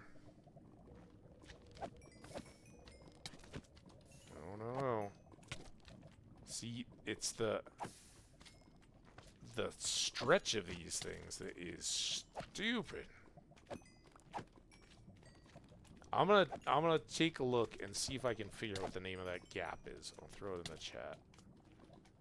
Since I've been talking about it for an hour now. It just fascinated me though. You know, it was like, all right, well, this is a cool little 15-minute, 20-minute YouTube video. And it was cool because it had some of the history. It had all these kind of pieces. But it just keeps sparking more questions for me about what are those implications? What's the probability that one or the other pushes in a particular direction, right? Improvement of technology makes it more viable that we could make that road without wrecking the habitat. And does it make it economically viable to do that?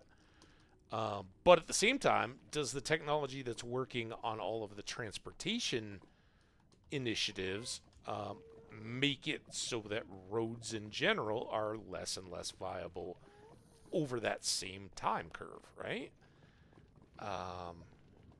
Fascinating. I don't think we're really looking to go.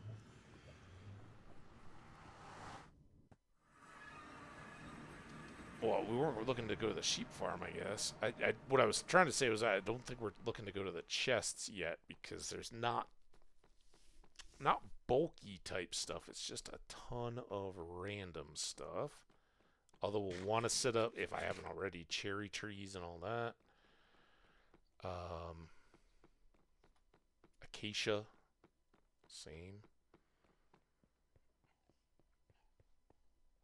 Alright, let's go get that sleep we didn't have on the Mushroom Island.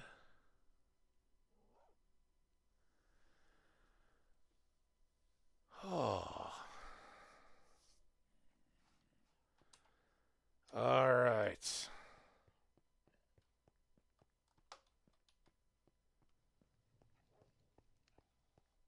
So, we are going to start an experiment here real quick. Start it with you.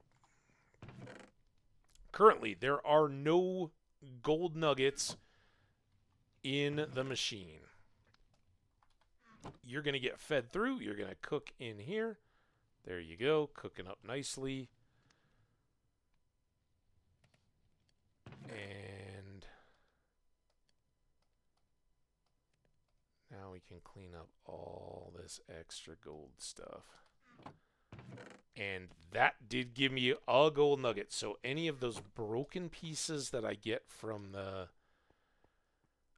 zombie drops, or any other mob drops as is appropriate,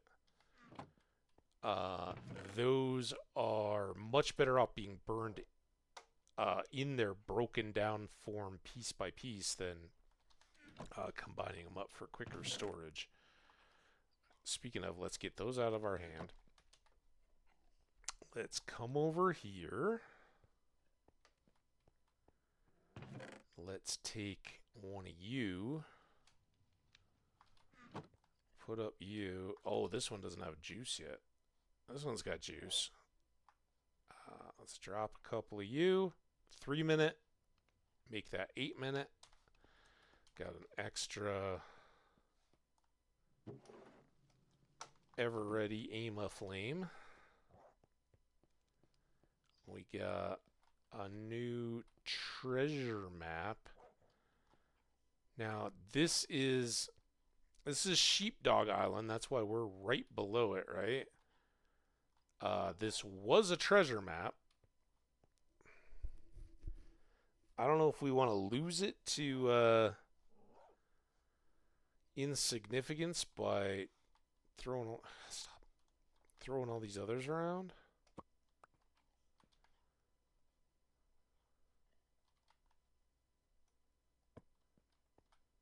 There's that one. It's more random. Here, let's put Sheepdog Island map up here by the dragon. I need a frame. Please have a frame. There we go. Save some of these things significantly. Might have to move from here too if we want to expand this doorway at all. But for now, that's a good spot. Alright, touch more flint. Let's get all these out. Let's put you two here. They're more for refilling storage. And then we got these two. Alright, you guys don't have much, and it all goes right in this corner. So we got some acacia logs. We got some sticks and some coal. This was the coal we lifted out of the mushroom island. Sure we'll never regret that. Good. Alright, this I should really get over there before my lava bucket. If it doesn't let me cook that lava bucket, or this vanishing in that lava, I don't even know how I got that vanishing. Still going, buddy? Buddy buckets. Alright, took it. There was a lot of vanishing. That stuff get recast. That was probably when I started busting chests all the time, huh? Alright, is this done? Nope. These first, then these. So we got some cherry wood. A mine cart. Man,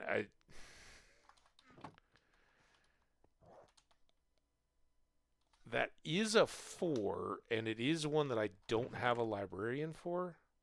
So I'm going to hang on to that. Never know. We may want to build up a piece or a set of projection protection at some point. Alright. Those are ready to be put away. This is done. So it can go back to its home. I've still got more stuff here. Let's get that taken care of. Minecart. Oh, I didn't. Oh, that's where it would have gone, and I didn't disenchant any of that other gold stuff. Damn. It's alright. We got a machine, and I got it carried away.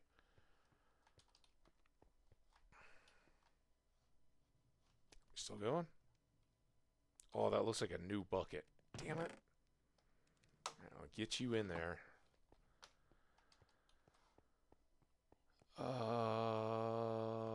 Now. Light bucket, first bucket. Bundle, I mean. You go in there. You two go in there. You go in there. You go in there. Cole, you go up here. Fire charge. Glistering melon. Ow. Ran into that door right with my forehead. Alright. Next up.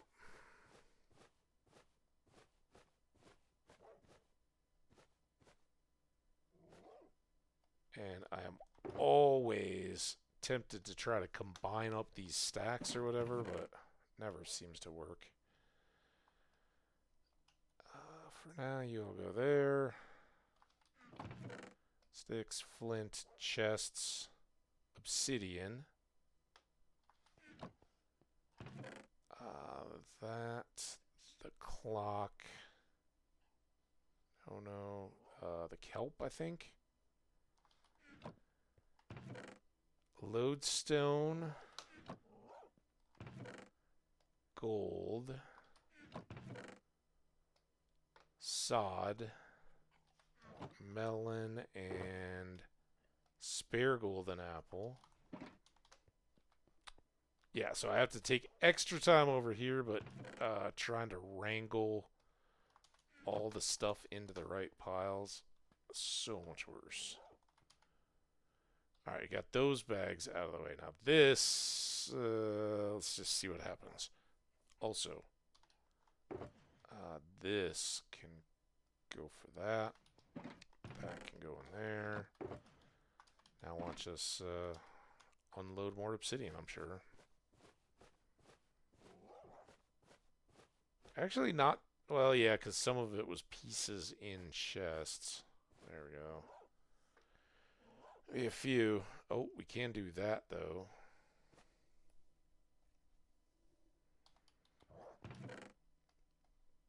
Shiny stuff goes fast. We got some sand.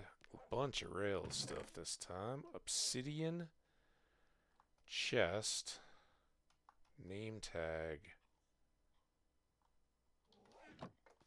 Iron bits. Seed. Anybody remember where we put bread? Yeah, that's a baked good. Melon. Oh, door.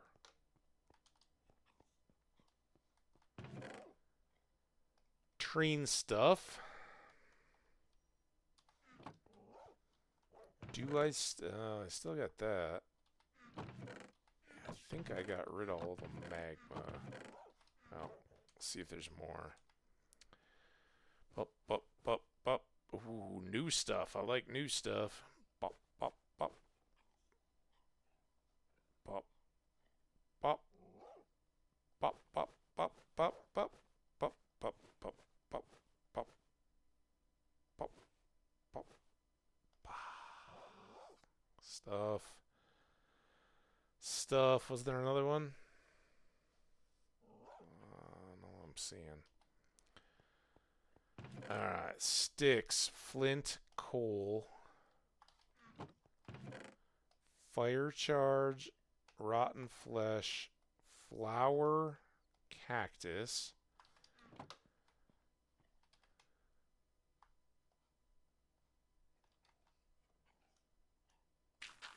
two leaves, lodestones, sand and gravel and gold and stone for now and lights, obsidian, and two more bundles down.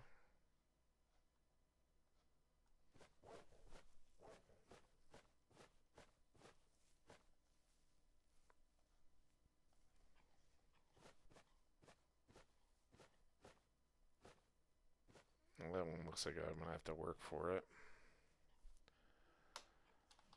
Alright, I see you, you, you. I see you. Egg too, that goes in there. Egg. Heart of the sea. You. Oh, that should have gone. We got some leaves. New leaves. Acacia leaves. Acacia saplings. Again, I don't know that I had any of those. Copper bar. Magma cream. Gold, diamond, sand, lodestone.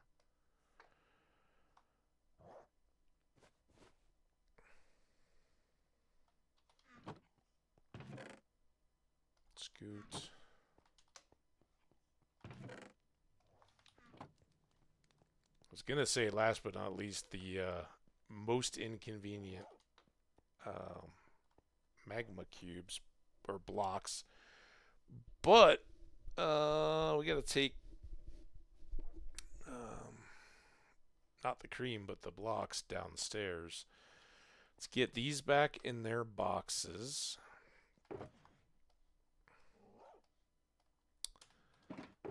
Eyeball all of this.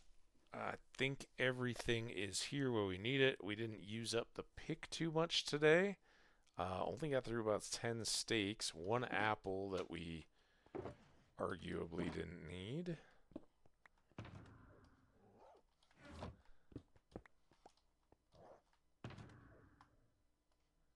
Supplies.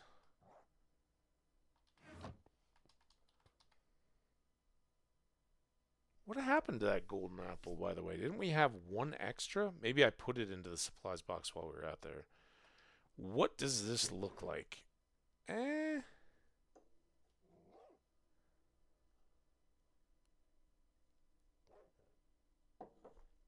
lot of XP there. I think we're gonna. The whole reason why I started early today is to get to hang out with you guys, play some Minecraft, but then also get out and about and get some stuff done. So I'm gonna force myself to wrap this up. The long boat trip was long, but productive. I would love to dive right into at least getting the road out to the portal. And let's face it, we would just portal back and forth. But I would really be also thinking about how I really wanted some more shulker boxes and all that. So an end trip, there's lots more in store. I may, depending on what the evening's like or what tomorrow morning is or anything like that, I may take down some more of this or keep working on it, wear down this pickaxe, and either use the zombie farm or some of that XP processing to tune it up. If I don't get to any of that, we'll process all the diamonds and redstone and all that kind of stuff at the beginning of tomorrow. And if we start off a stream and just go, my thought for the order is probably the end. Find another city, get some more shulkers, make some more chests, then build the road out to the portal, and go do some Badlands Mesa area cleanup and gathering. Do the mine, get a bunch of gold. Well, I mean, we have a bunch of gold. I should not even mention the possibility. Speaking of which, let's get a full tally, because this it's still burning now. Somehow I needed 2 buckets, but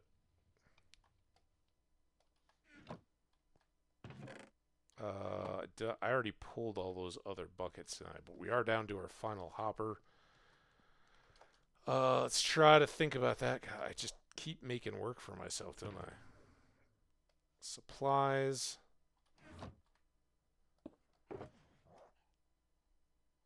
Buckets. We should try to remember that in the nether. But speaking of nether and gold,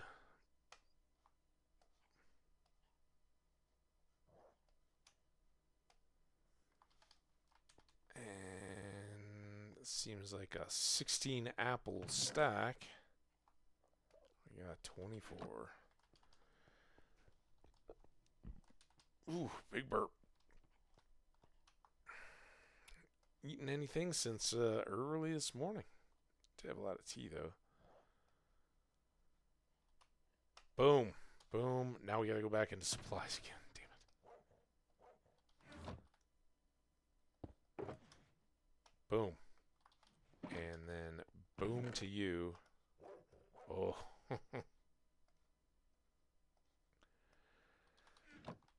The gold supply is low.